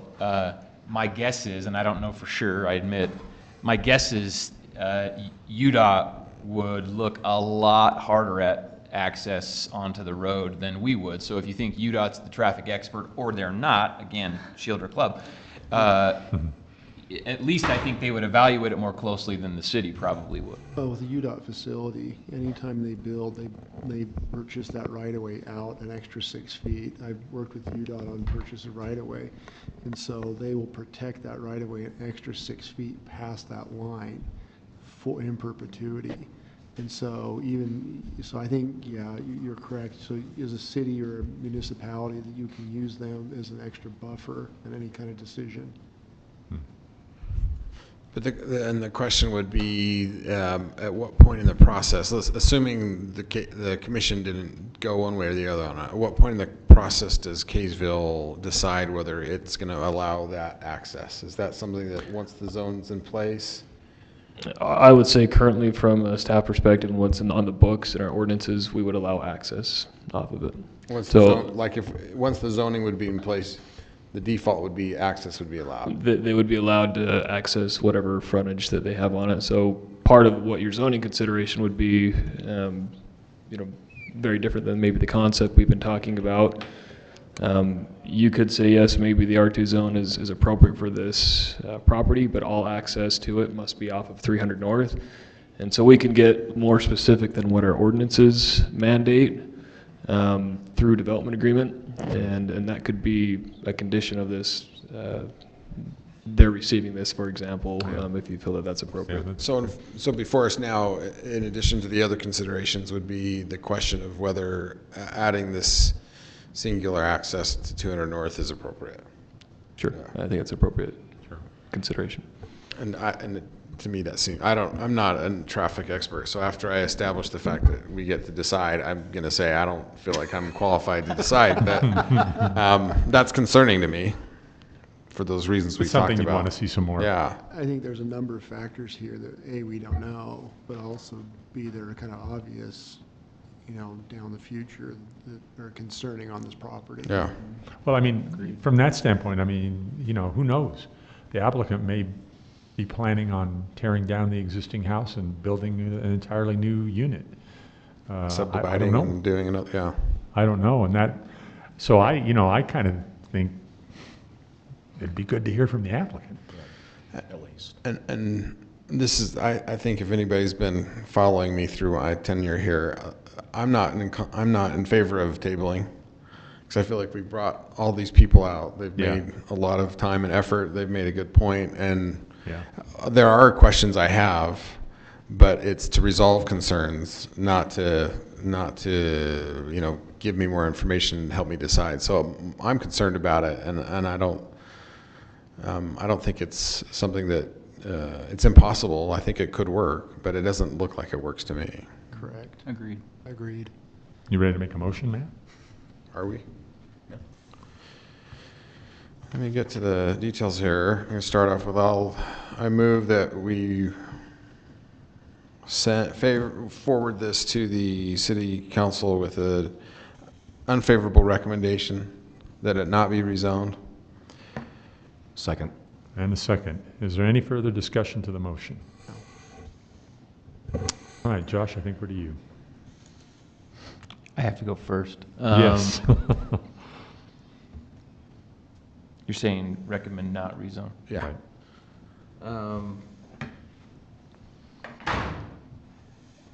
I really am on the fence. Although there is no fence there. That's what they said. Although It's falling down. It's in disrepair. I'm guessing I might be somewhat the odd man out on this one, but I would like more information too. So that's probably where I'm on the fence. So if we deny this, then make the recommendation of City Council, whatever they decide. If, let's say, they deny it, Lyle, then the applicant can refile and maybe show up, or is that the... Yeah, so what would happen is there are kind of multiple scenarios. So if you recommend denial, it's not uncommon that applicants will back off and not take it to council, because without your support, a council often weighs heavily on your decision since you've held the public hearing with the neighbors. Yeah. However, they can pursue it. The council could obtain that additional information, and they may feel that with that, they still end up denying it or go forward with the approval of it. If the council denies it, since they're the final decision maker, the applicant can come back for a period of a year with the same request. All right. Okay. So they could say, the city council could say, well, the planning commission said they had these problems. The applicants come and resolve those concerns, so we're going to vote in favor of it. They could rezone, and based on what we've said, even though we've said it, because they got more information. Right. So I agree with the non-table. I don't like that either. So I'm going to vote nay. So that's against the motion? Correct. Aye. Aye. Aye. Aye. Aye. So the motion to recommend denial passes on a vote of 5-1. And that will be then forwarded on to the City Council. It'll be up to the applicant if they want to take that forward. Thank you very much all for coming, and remember, your price of admission is to take a look at the posters out there and provide some of your input. Thank you. You know, for the record, I'll say this was one of the better public hearings. I think people came up and they were succinct. They didn't repeat very often. Right. I don't know, it went very well. Yeah, yeah, Lots of I would legitimate agree. concerns, Yeah. I mean. I agree. Sometimes they really drag on. So. And, Thank you. Thanks for coming out.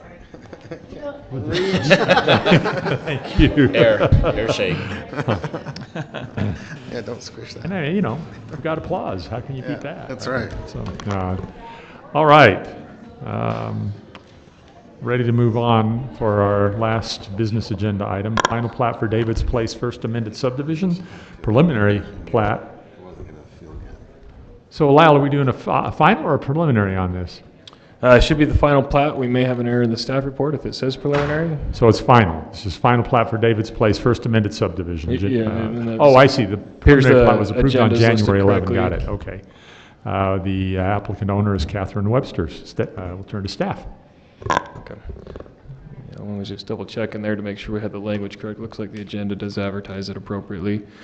So this property recently came before the Planning Commission and then the City Council for consideration of a rezone, but also the preliminary plat. It had gone from the RA to an R120 designation because the property, I think, is 0.96 acres. It's just hairs shy of being able to split under the RA district as 2 true half-acre lots. So this was the preliminary concept at the time, showing just the lot split, where it's a standard subdivision lot. All the street frontage is already improved, curb gutter, sidewalk. And they've gone forward, done the engineering, completed their survey work, and proposed. I'm changing a different document that you're not watching, but you got your packets.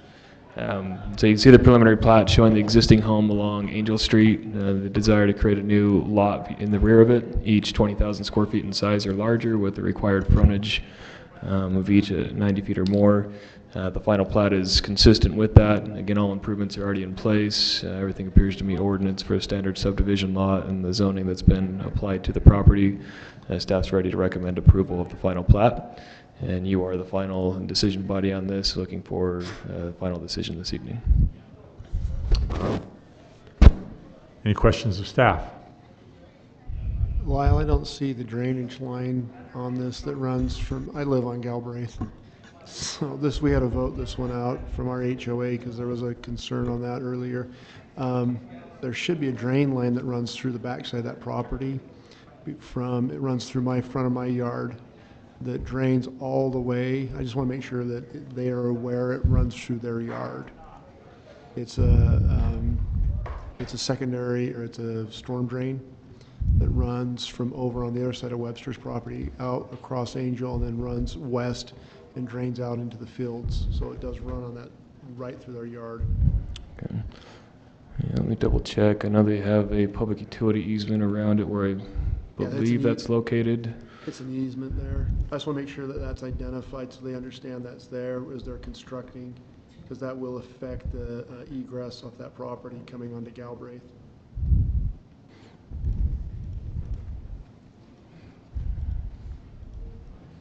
I'm just pulling up utility information here to see what we've got. Hopefully. Each of the driveways there is built up so that it doesn't affect that.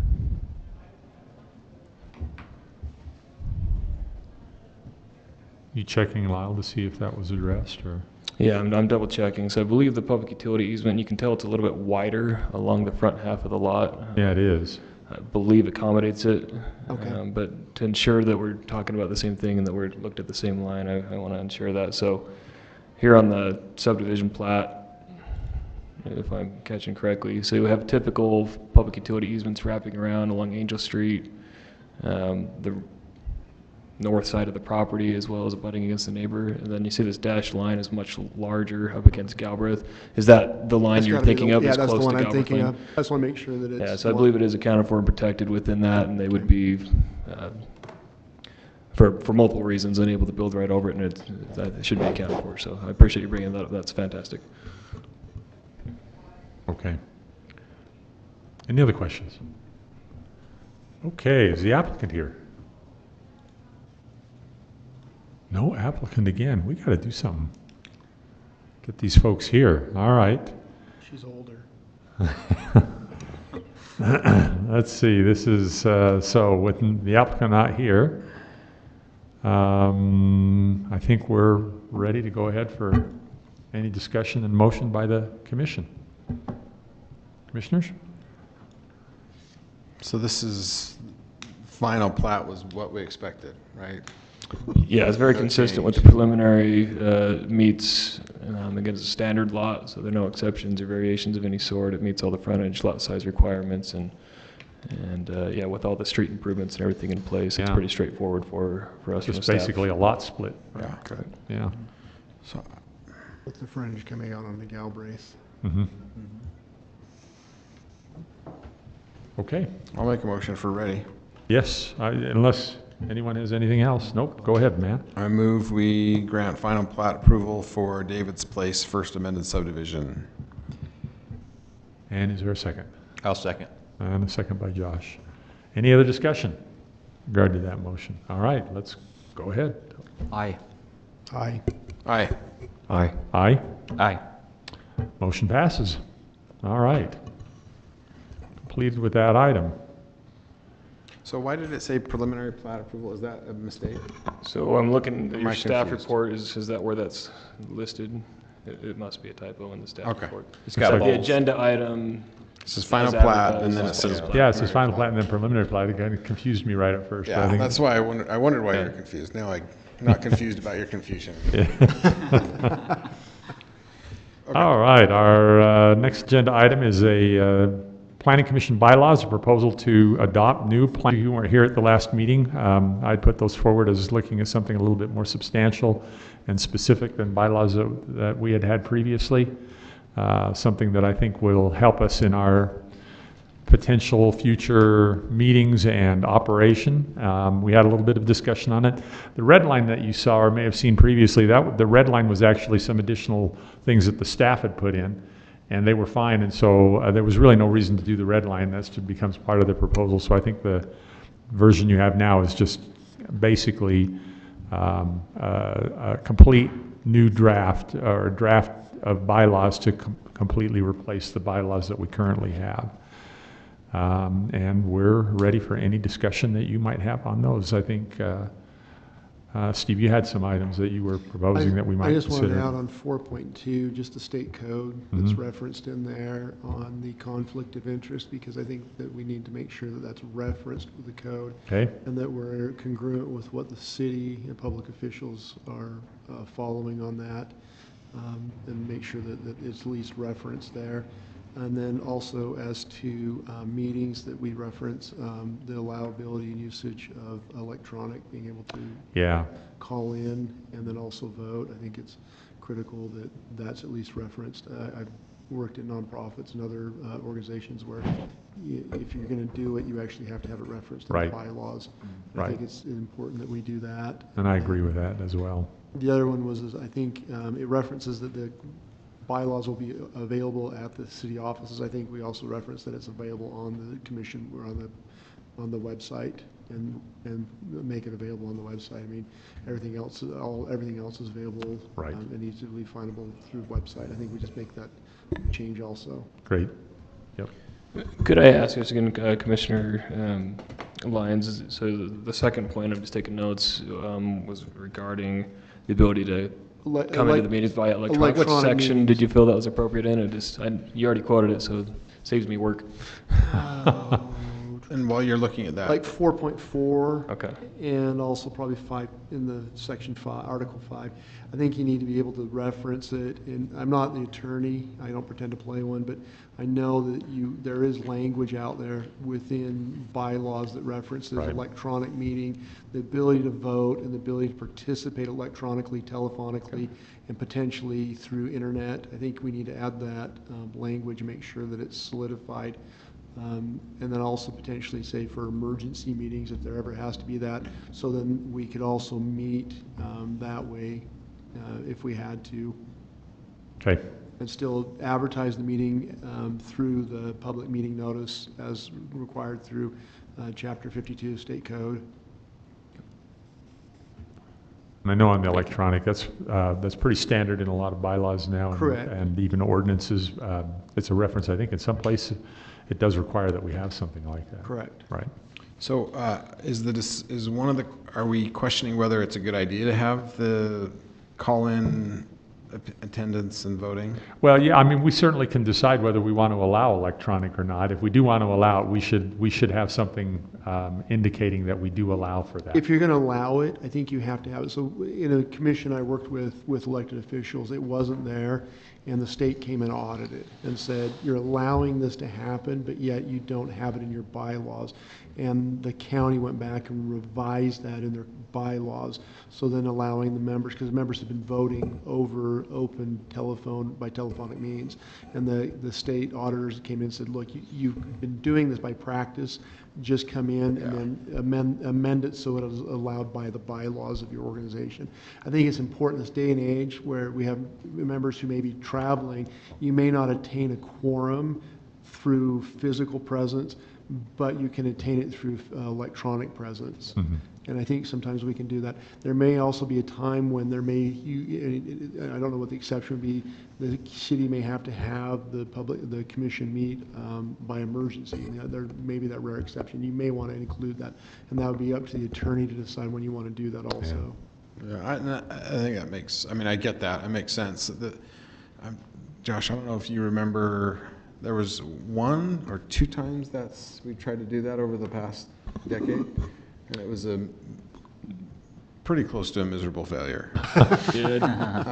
It was awkward, and I think it's kind of I get that's the wave of the future, and I'm an attorney, and we used to meet all the time with our clients. Now we don't ever meet them, and you have a nice chair in your office, and no one sits in it but your buddy down the hall, and So I get that that's the wave of the future, and I don't know that I'm opposed to it, but I think we ought to think about at least whether it's a good idea. And certainly when there's an emergency and, those kind of situations. But like I said, the one time, I think it was only once, but maybe it's twice, it didn't work. I've done it a handful of times in my career, and I forget if they're this commission or others, but yeah, it is more difficult for sure than being here in person. Yeah. Perhaps over time as technology improves, so with Skype and things, and it won't be quite as awkward and as difficult, but the ability, especially with applicants, if they have expectations and deadlines they're meeting to at least be able to meet, and maybe, based on your input, perhaps we only allow it as necessitates to form a quorum, not just by means of regular participation. And maybe in the new and upgraded city building, there'll actually be a big screen TV where we can broadcast our image from wherever we're sitting. Wilf wants better Wi-Fi first. Yeah. We're saying we need fiber. Is that what I hear us saying? So, an example, we had a commissioner who was actually in Turks and Caicos who participated telephonically, and that was where the issue came up with the state auditor. Yeah, and I think that's great, but my suggestion is that most of the time it's better to just stay in Turks and Caicos and exactly. And we'll do the meeting without them. But I don't feel strongly about it. It just, like I said, my experience. Yeah, my opinion on these two is I've been in meetings where they have electronic participation, and it works, but I don't think it's a great way to do things, because I think the member that's not there, people that are there, they forget about them until maybe they hear something squawk on the box.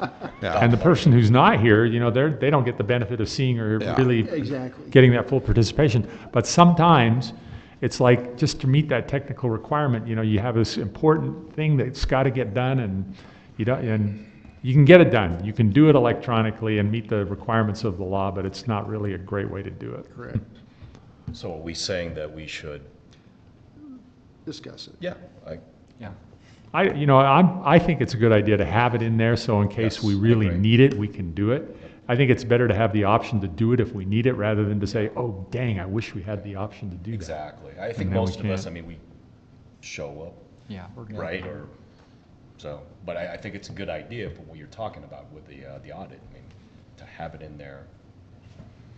Yeah, I agree. I think I guess the one thing I would say in response is that it might encourage people to be gone and feel like they can still be here. Yeah. And that, to me, I think I'd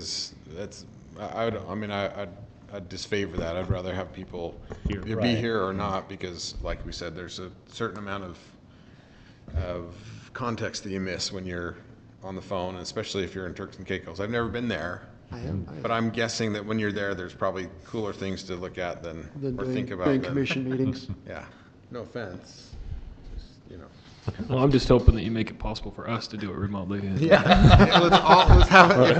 If there's an emergency, we'll have the meeting in Turks and Caicos. Cut out a Lyle right there. We'll all go there. It's far from ideal. You've seen it, and our council does it occasionally, and there are delays on the time frame, so it's awkward to talk to each other. But I don't mind putting it in for as an emergencies, emergency, but I think it's not a great. The other question I had is there a residency requirement? That was the other question I had. We do have that. I don't know if I think it's in the Planning Commission section of city's ordinances. Perfect. Yeah, I think that's right. I didn't know if we needed to reference that here. I don't think we do. The only reason I know that, unless it's changed, is because when I was on the Planning Commission before I left, that was one of the last few things that we did.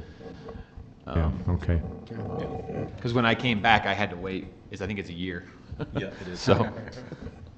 Okay. I just didn't know if we needed to reference that in here as a reference or not. I don't think we need to, because I think that the ordinance will take care of it. Perfect.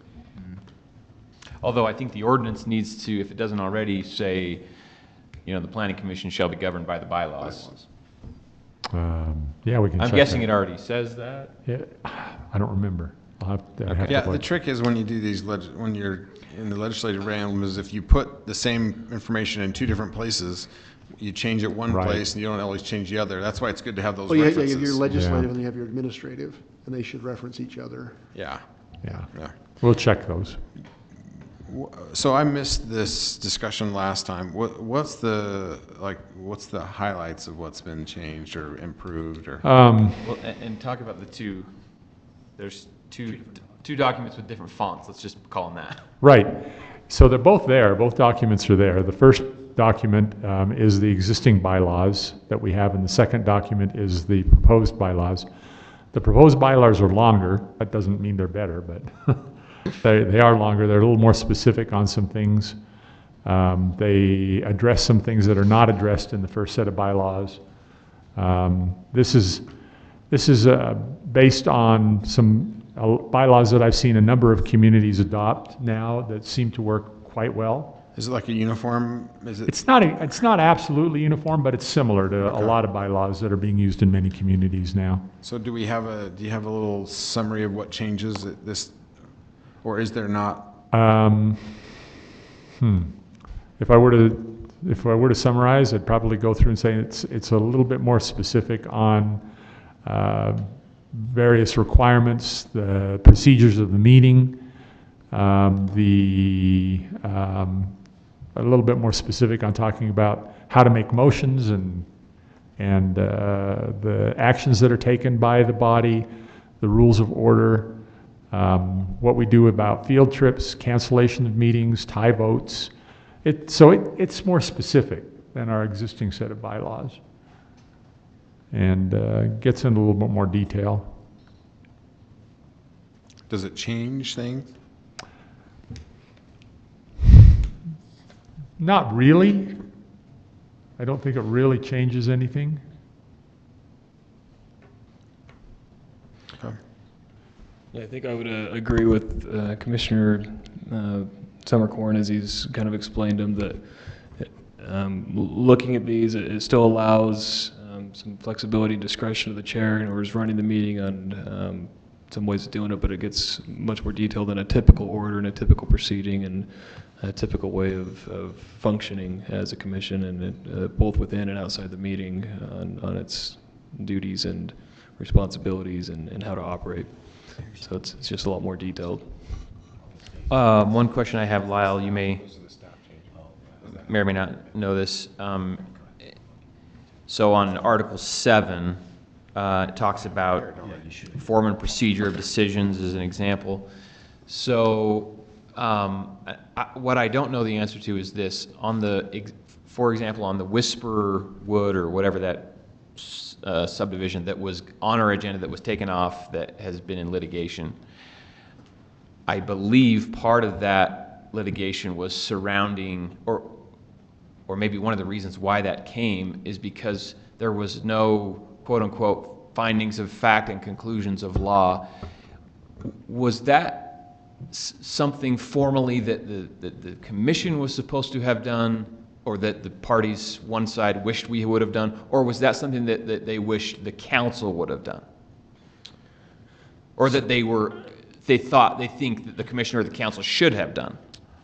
Yeah, see if I can address this well. So in that particular case, at the time, the city council was the final deciding body based on the ordinances at that time. And I believe the request or desire of them, those opposed to the development, would have been to have more specific findings. I think was it for the plat? They wanted findings of fact and conclusions of law for the plat decision? For the final plat okay. Determination. So then that would bring it back to us, because if we are now the final decider on plats, then I don't think we need to enter formal findings of fact and conclusions of law on every decision we make, but maybe on something like that, we might want to have that in here where we should issue something formal. That is something I have seen in some bylaws as well, that are, a requirement or a rule of procedure to issue something in writing that this is, here's our rationale, here were the facts that we're basing our decision on, and here's our conclusion. Mm-hmm. Yeah, and I think most common, at least from what I've seen, it's more or less the same thing, maybe stated slightly differently, is simple providing the reason for your decision, which is what those are. I don't know if it's, depending on how you want to do this, we're not attorneys in our office. Granted, we do have a city attorney, but to write them as formally as the finding of facts are. So you'll see in this upcoming item, our representation has put them together in that very formal manner. Okay. But I think it is very pertinent to base the reason for why you're making decisions, and it's essentially just as you're stating. And I think, actually, let me maybe change my mind a little bit, or seemingly change my mind, but not really.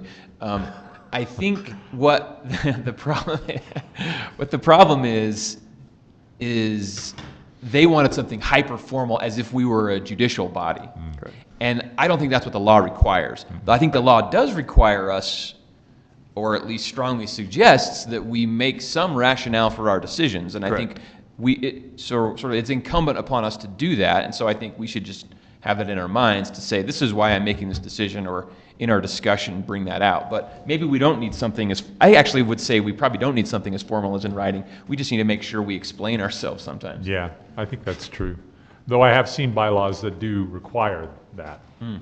And so whether we want to go that far, like you said, I don't think we were required to have that form. Are we talking about, are we talking about what kinds of motions? Well, that would be the question. Where do we draw the line? Yeah. Because so what you're saying is, let's anticipate which motion's going to have a problem, and then let's do a finding of fact. And I think we're going to have a harder time doing that. I mean, you know how it is. Sometimes you want to say every reason why, and sometimes you want to just have the vote. Right. So it's problematic both ways. Plus, it means we'll get out of here at just an hour and a half later than we would have if we didn't do the finding of facts. And I mean, here's the thing. We wouldn't be, of course, writing the document here, but so we kind of doing what I'm already saying anyway. We just have to explain our rationale, and then it gets written up after. And the minutes? Is that what you're talking about? Yeah, I guess in the minutes. Yeah, it would be. So maybe that suffices. And and it's certainly good to always explain, particularly on administrative items, why the rationale behind why you're approving or recommending denial or actually denying. But that's something we could do that more informally and just remind ourselves that we need to explain why we're making the recommendation or the motion that we're making. And so, was that lacking in the scenario, the Whisper Wood one you're talking about? I think in the plaintiff's minds, yes. And is that something we need to address?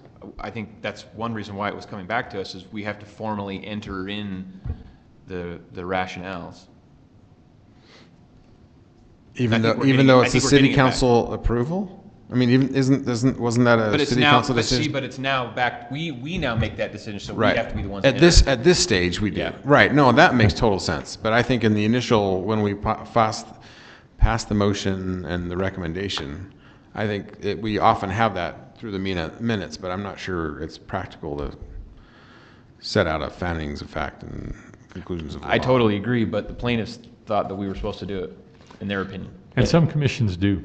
Yeah. Some cities do that. On the motion. And we could do a better job to support you with that on staff. Is, again, at least on those administrative ones, staff is recommending approval because, and then state those reasons from our findings, and then have that ready. But again, it's probably less formal than the true finding of fact, and such that you're thinking, and whether that's sufficient. Yeah.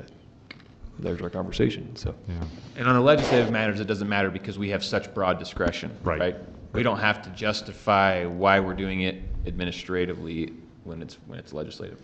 Yeah, I think it still goes some way, and we've got experience up here on the dais that can maybe speak to this, but still the state of reason. But I think it's but they're leans much more towards you're saying. It's very easy to define. It's like if you can promotes throw the anything at the wall that will stick, it's like, okay, whatever. Yeah. Exactly. That's their discretion. Right. If those items go to court, the judge will say, well, they considered it and they determined that this is, they had a reason for wanting to do this or not do this, and it's fine. Yep. They have broad discretion in doing that. That's different on administrative items. Yes, got it.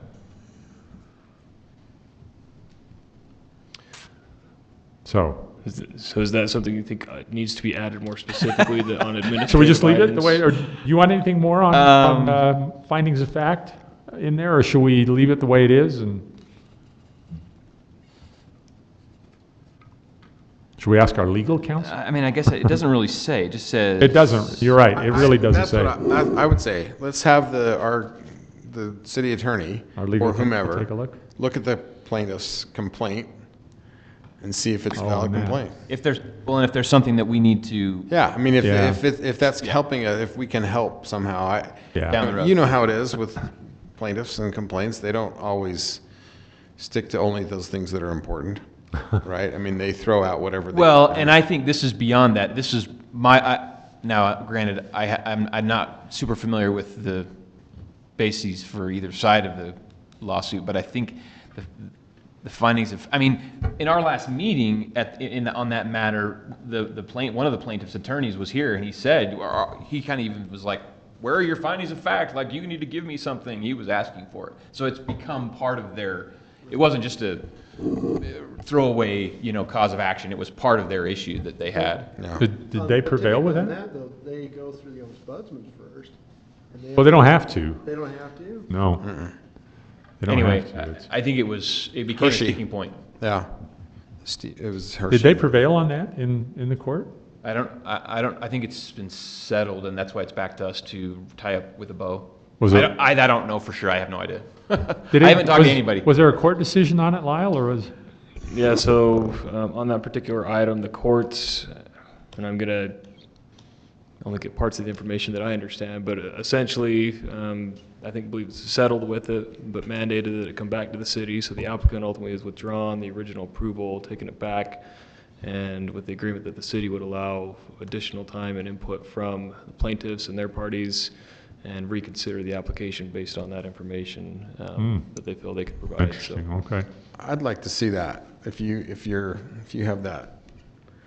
I'd like Yeah, to see I'm sure we can whatever get was decided. That's more I mean, specific findings. Was that heard down in Farmington, or did they move that out of county? I think it was done in district in Farmington. Okay. Well, and bylaws that have that requirement for findings of fact and addition, it's oftentimes communities that have been subject to lawsuits. Right. And then their I would say attorneys come back and say that. let's have our city attorney look at that and see if that's something that we should do. Yeah. Yeah. Okay, let's do that. So let's do that, and with the other items that were noted, that I think hopefully Lyle and Heather have got those down, and we'll get those in there, and then we'll come back and take another look at these bylaws. Does that sound good?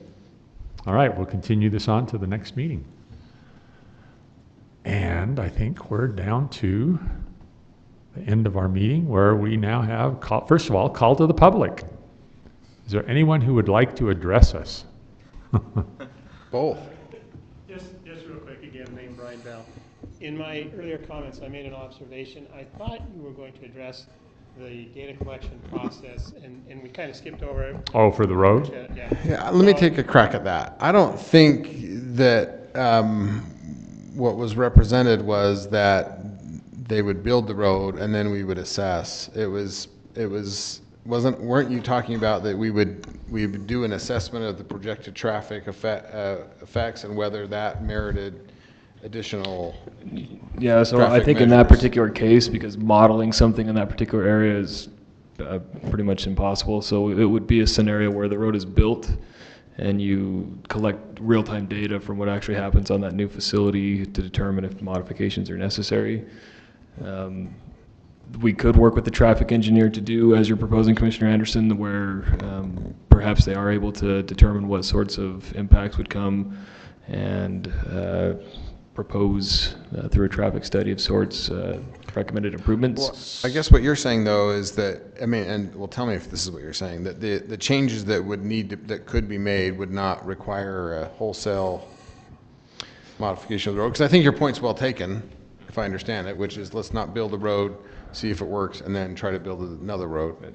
Yeah, and I think the direct answer to his question is as I was proposing it, whether it's understood that way, is we would let the applicant essentially build the road, they'd pay for that. If it was determined later, he was asking who then pays for those changes that would be necessary. Typical scenario would be, yes, the city would pay for those changes once it's found that it necessitates whatever modification is appropriate. It could be the case that through a development agreement, however, that we allow the rezone, state within that should it be determined within a certain time frame that traffic calming measures up to and including A, B, and C are determined necessary, that the developer covers those costs. So there are ways that we can pin that on the developer to take that on, but typically it would be that the city would come back and cover that later. And we've seen studies and enough, we'll call it hearsay or concern of what might happen over the years. You build it and it just isn't, it's not the reality of what actually happens on the site, that we're often hesitant to go ahead of time and require those. However, that's not inappropriate. Should, based on the feedback that's been given there, we could get those things up front. Yeah, That makes sense to me. I mean, with some of the concerns that were voiced here today and some of the things that were included in our motion, it seems like when the city reviews the preliminary plat, that's one of the things the staff ought to look at is how that road ought to be developed, what concerns there may be and how they might be addressed right up front. Yeah, and I would apologize say to make you wait. No, that's good. Appreciate, really you bringing it back up. And I think it's a great idea to have the developer be on the hook for it, or have some money put in escrow, or have it be a bond release conditioned upon favorable finding, or what have Yeah, all possible ways we could do. Yep, those are great ideas. Thank you. Thank you. Sorry to make you wait. Yeah. Wade through all this. Hello again. You're probably Welcome. sick of me. Michael Hall, 1749 West, 75 South. Just coming because obviously final plat approval is coming up on the Ovation Homes. There is no hearing, so this is the last time we effectively get to address you. Just a couple of things. It went past the Planning Commission, went to the City Council and was approved. There wasn't really any additional clarity that we got in terms of restrictions or how the common open space would be used. We asked about the home and what would actually happen to it, or the building that was on the property that's historical. The developer said it would be difficult to preserve, but there was no real discussion about what the actual plan for that would be. Obviously, the retention basin, there was a landscaping plan shown with grass and some trees, meaning green and a tree on the property. The City Council was interested whether it was usable or not. I thought it was a little ironic that people in patio homes that can't handle stairs will be able to use a retention basin that's a 6-foot drop. That will be interesting. But one thing I did find out about the property is sitting behind, we had the Kaysville Fruit Heights Historical Society behind us, or museum. We got into talking and did a little bit of research on the building that's on the property, and it was built in 1899. Back in the day, this was District Number 8 of the Davis County School District, and this was school number 9. It was a unified school, which meant that all of the grades were in one room, and basically it had one teacher. The first teacher was Miss Gibson. Due to the Edmund Tucker Act, at the time she had actually taken an anti-polygamy oath in order to be a teacher in the school district, which was kind of interesting. And the school superintendent at the time, or the principal of the school district, was talking about how these unified schools were great, but they weren't the future. The future was a leveled system where they would have one grade per teacher and they would move sequentially. The Kaysville Elementary School was built in 1905. One of the things about the building is it's made from the Ward Brick Company. And the Ward Brick Company was up in Fruit Heights. It was made by Samuel Ward. He'd passed away. They'd brought in equipment and modernized it. There was another brick company, the Kaysville Brick Company, that was actually located closer. But if you'll notice all the historic homes and a lot of the buildings that are around, the red brick tends to have survived a lot longer. Is that what that, those ruins that are up there kind of on the hillside in Fruit Heights, is that what that was? Was a brick kiln? I don't know exactly where it is, but I'm still trying to track that down. Do you know where those ruins are up there in Fruit Heights? Have you seen those? Mm-hmm. It's kind of like where the Stake Center is, the Fruit Heights Stake Center. You go up the hill and a little bit to the north, I think, and it's right up there on the hillside. Take a trip. Yeah.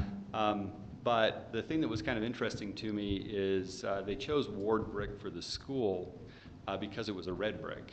The brick, when it's fired, basically gets the colors from whatever minerals in the clay. And it produced a red brick, whereas the Kaysville Brick Company produced this nice yellow brick, which is also attractive. So if you look at any historic properties, you see the yellow brick, it was the Kaysville Brick Company, and the red brick was the Ward Brick Company. And I got the definite impression looking around that that was kind of the premium product. And I kind of wondered why. And it turns out that a lot of our people who founded Kaysville came from, Preston, England, right? Early Mormon settlers, very big, mission and stuff like that. In that area, it's famous for coal, and in the coal seams, they also have what's called fire clay, which makes this really hard red brick. And in fact, there's this brick called Arrington brick that is still produced today in the region, and so all the buildings in that region, a lot of them have that red color, and it was a high quality brick. So when they were choosing brick and they wanted the best building, they basically would choose the red stuff when they could do it. When they were cheaping out, they would buy the yellow stuff because it reminded them of home. Going through it, I saw some of the pictures of the historical brick stuff. I was just really kind of surprised to look at some of the fields. We forget that this was a desert. Went through and colorized with some ML solution some of the photos to get a feel for what it looked like. And really, honestly, when you look at Kaysville now, how green it is and the community that we have, we effectively have recreated a little bit of England, in a desert.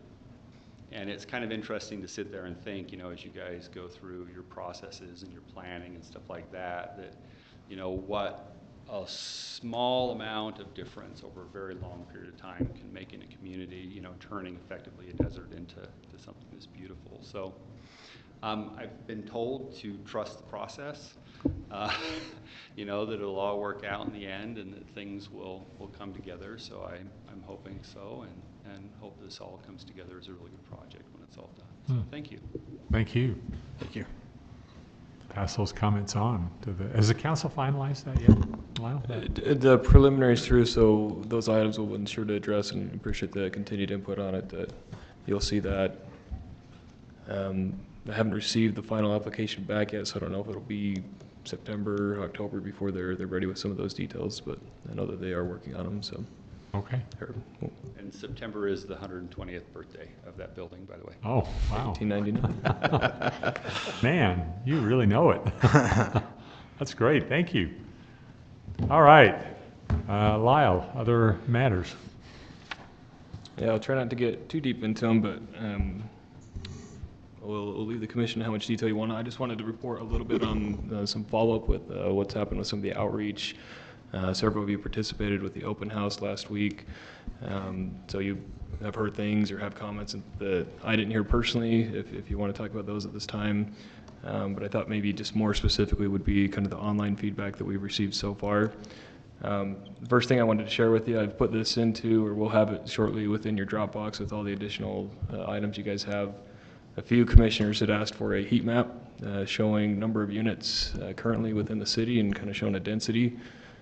So we've created one. We can adjust this a little bit based on how it looks, but this is just representative of that our GIS team put together, showing where the majority of Kaysville's, at least units. So you may have households with more people in one area than the other, but certainly this is the number of doors or addresses, I guess you could say, so that something that you can have in reference moving forward as you're making considerations and decisions. We'll have that available for you in your packet of information. Any questions on it and what it's showing, let me know. I'd be happy. You should have that at the ready. Okay. That image. I like that image. Yeah, Looks like a monster with one eye there. If you don't stare at the map of Kaysville as much as I do all day, this is essentially Main and Mutton Hollow area where that concentration is.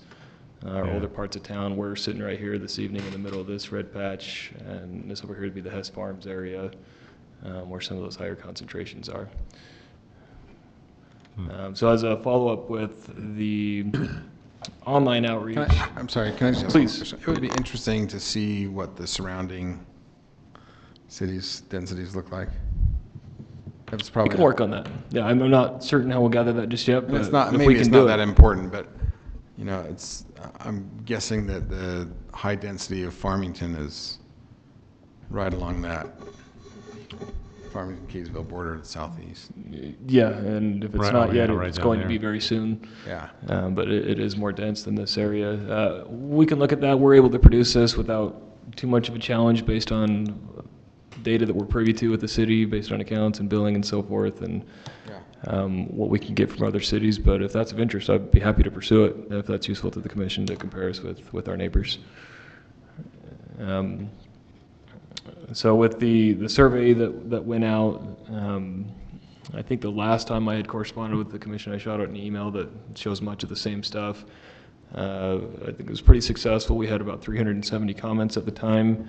I think when it all was said and done, I had 567 responses via both either mobile app, through a text response, or email. And so we had a pretty good turnout and feedback from that. You can see here, based on those responses, we have some preferences that are starting to manifest themselves, I guess, based on the feedback we received from residents, and so that both of us can see it. The largest one in preference residents are saying is, our response to providing more affordable housing choices would simply keep the single family detached type construction that we do now, but allow for smaller lots. And so that one, you can see here, well exceeded some of the other ideas that they were on board with. Accessory dwelling units came in second as far as a preference of what people are interested in seeing. Again, that's the basement apartment, a detached granny flat, mother-in-law apartment type configuration. And then townhomes was there as well, again, based on the number of respondents, about 90 that were on board with that. So it gives you an idea, a little less interest in real high-density housing, but some openness to those types of options. Lyle, one of the comments that was interesting, it was pretty consistent across the board in the housing, was people were pretty consistent in saying mixed use downtown. Very limited mixed use downtown, but then kind of what the transition the housing out, push the housing out. So do that, look at mixed use, and then more townhouses, as you get further out, but then keep the density with the smaller lots. So I think they're a very consistent message. I think people are looking forward and trying to figure out how that's going to look, and I think the vision coming forward needs to reflect that. But in talking, in the discussions, granted it's anecdotal, the small pool we talked with, but that was kind of the feeling I got in talking with people that night. Yeah, I concur. I think that was very positive. There are locations where that's appropriate, and I think just ditto, that was my sense of those who attended the open house. And you'll see a little bit of that as we push through some of the data here. So again, get your magnifying glass out. So this was a question that said, in order of preference, please rank where you think the density should be located. Commissioner Lyon essentially stated something very similar. People are saying, well, hold on. Making sure I didn't give you the wrong information here. So I think I've mixed up slides here, so I apologize. This is in response to the antithesis, if I can say it, question saying where should it not go? Okay, so these are the responses to that question. So I've mislabeled it here on the slide. Where should it not be located within existing single family? They're saying the west of I-15, they'd still like the Lowerville, east of I-15, Highway 89. But they start to get okay with it near existing density, near commercial, near amenities. So Commissioner Lyon kind of pointed it out that you get on our major streets, or that's maybe some areas where you can start to do that, and you can see the transition almost in the way this question's answered as a transect as you approach existing neighborhoods. I'm gonna guess that I gave you the same data here, so I'll pull up the actual answers to that other one here in just a second. I've got it at my fingertips. Apologize about that. While I'm doing that, the next question was, what is your biggest concern related to growth? Granted, we didn't give them a whole bunch of options, but based on that, it's traffic, more so than at least impact on schools and preserving open space and farmland. So you can see that far and above that people are concerned about how that's going to affect them. These got really interesting as we did the outreach to ask people, okay, so we've got these different options. Where do you think it makes sense to put it, and help us visualize that? So you're seeing heat maps again, just as we were looking at with the existing density. This one's pretty well spread out. It tends to be along some of those undeveloped or redevelopment areas of town with some older housing stock. over here you've got Deseret Drive, Boondocks. This is the far south end of Angel Street that's undeveloped. Webster undeveloped along 200 North.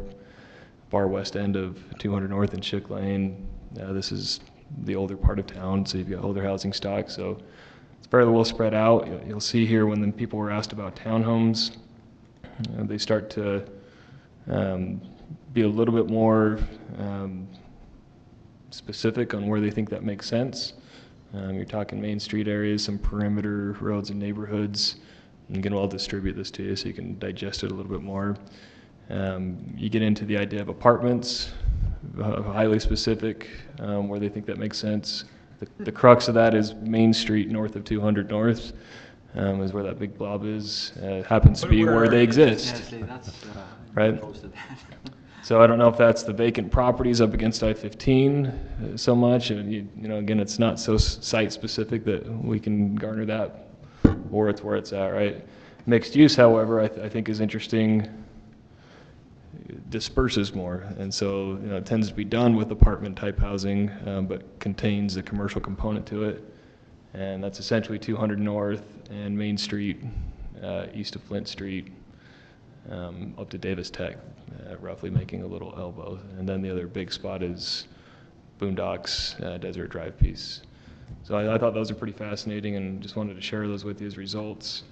I don't know if we are going to dive into it this evening, but essentially based on this feedback, we'd be looking for direction from the commission on next steps, what you've heard at the open house, what we've discussed together, what, as you've had time to maybe digest this better, what that input is, what items do we want to pursue more specifically. So we could look at, to address the small lot, single family, zone that allows more, R18 is our smallest single family zoning designation. An R16 is a very common designation in many jurisdictions that we don't have.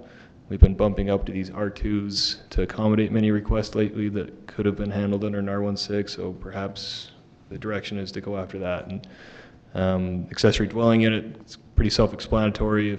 If you agree with that and are interested in it, we could pursue language within our general plan that would accommodate that, and ultimately ordinances, mixed use.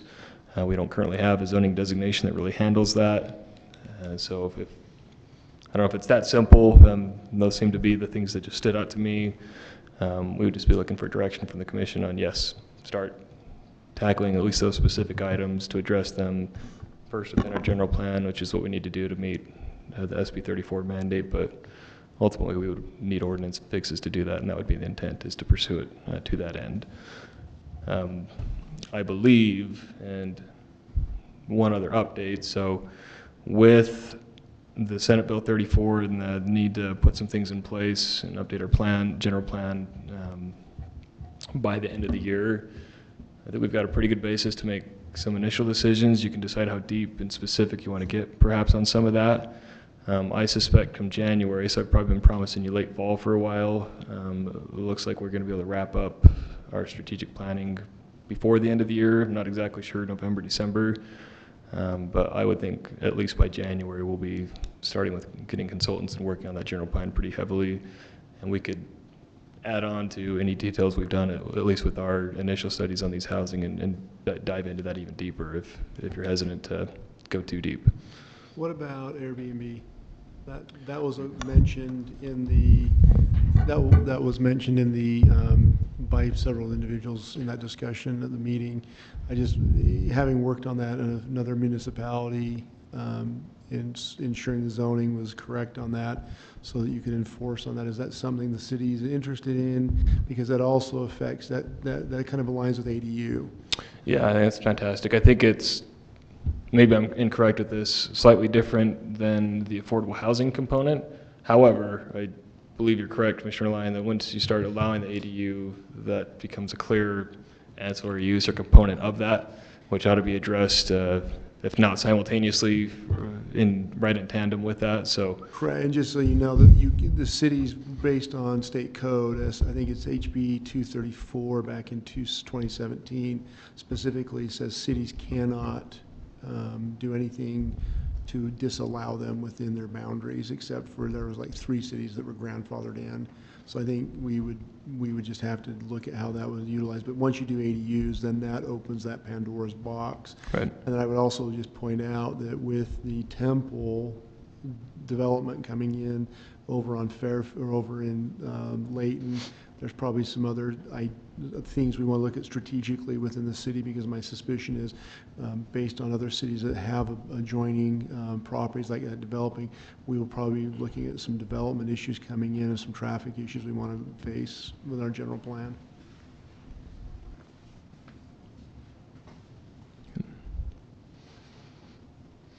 Well, hearing no other specific direction at this time, we'll kind of, yeah, please. Yeah, Mr. actually, Commissioner, this is go ahead. dovetails into what we were talking earlier. I definitely want to take up the mixed use issue. So, you know, I live down there.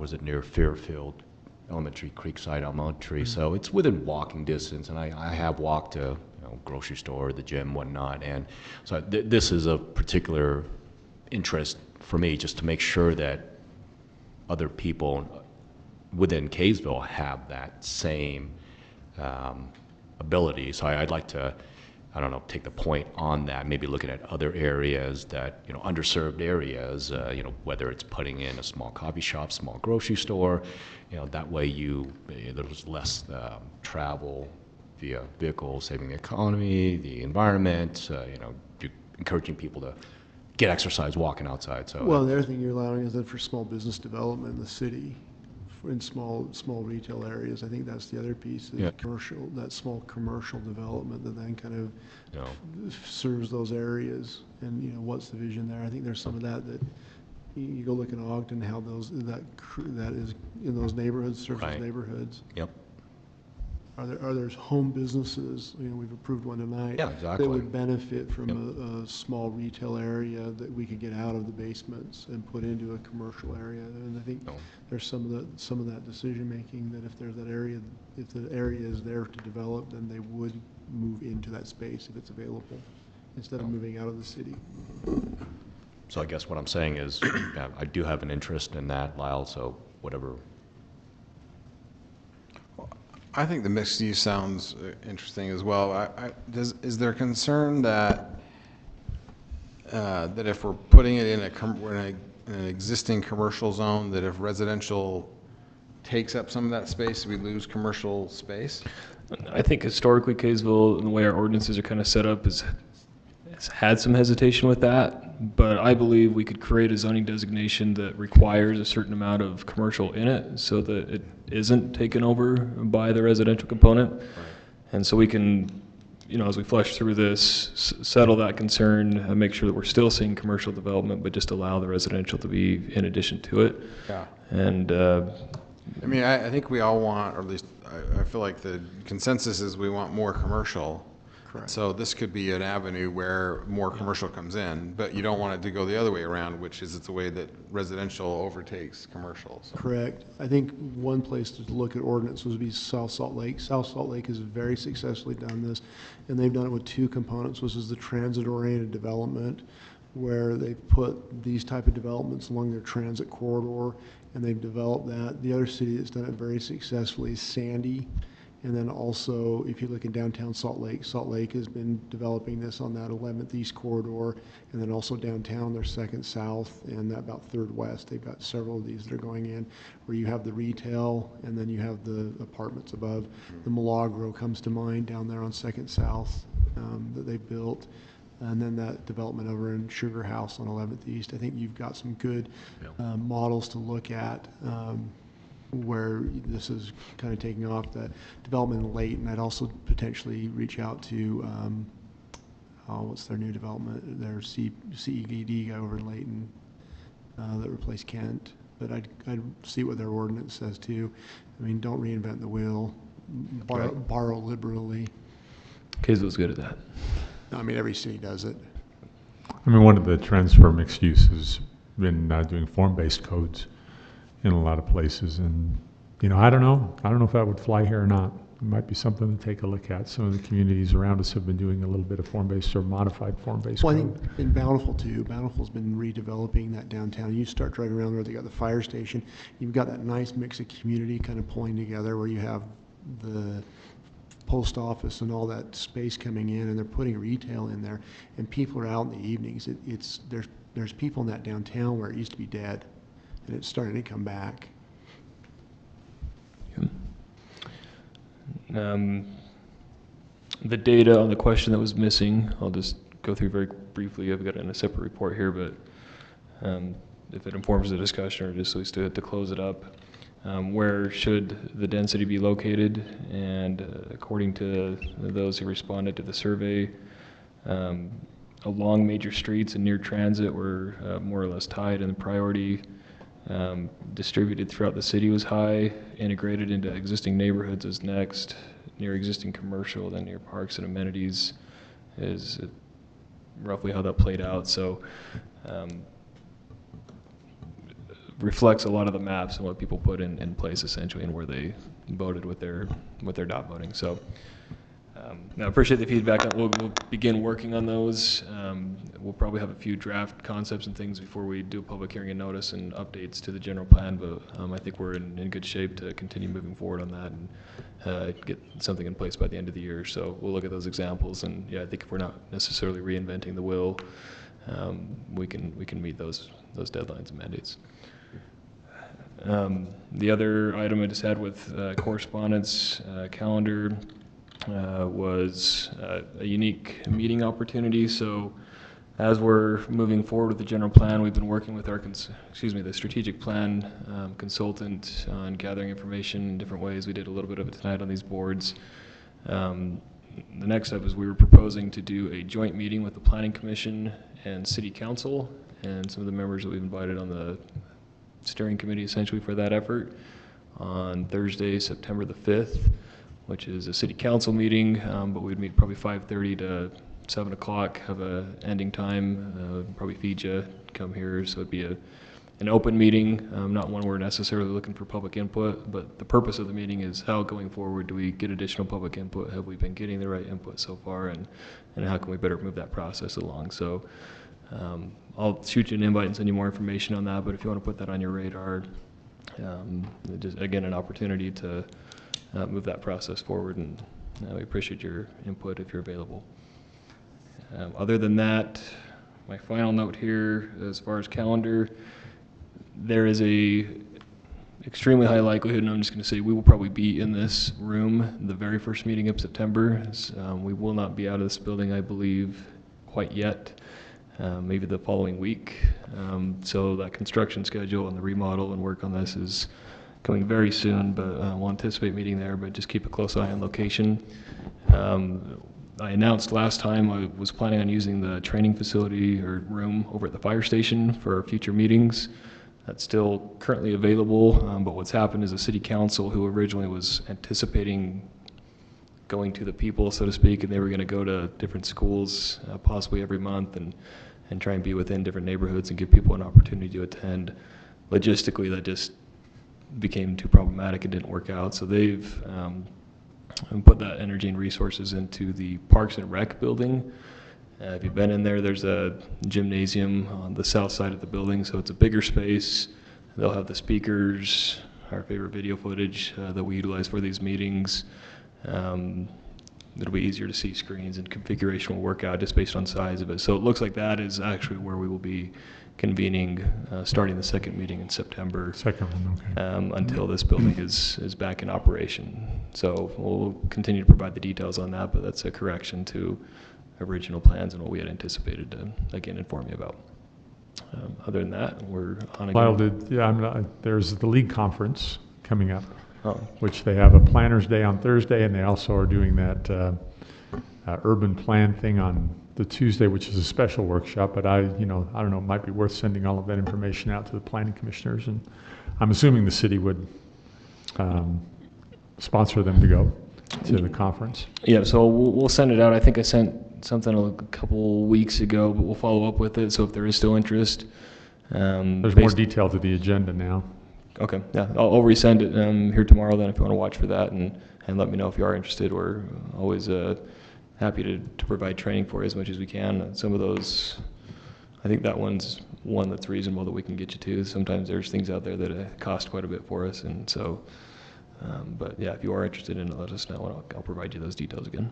Yeah, their planners day would be on the 12th, which is the same day as our planning commission meeting, so. You'd be well Wow, prepped. could have a whole day of planning.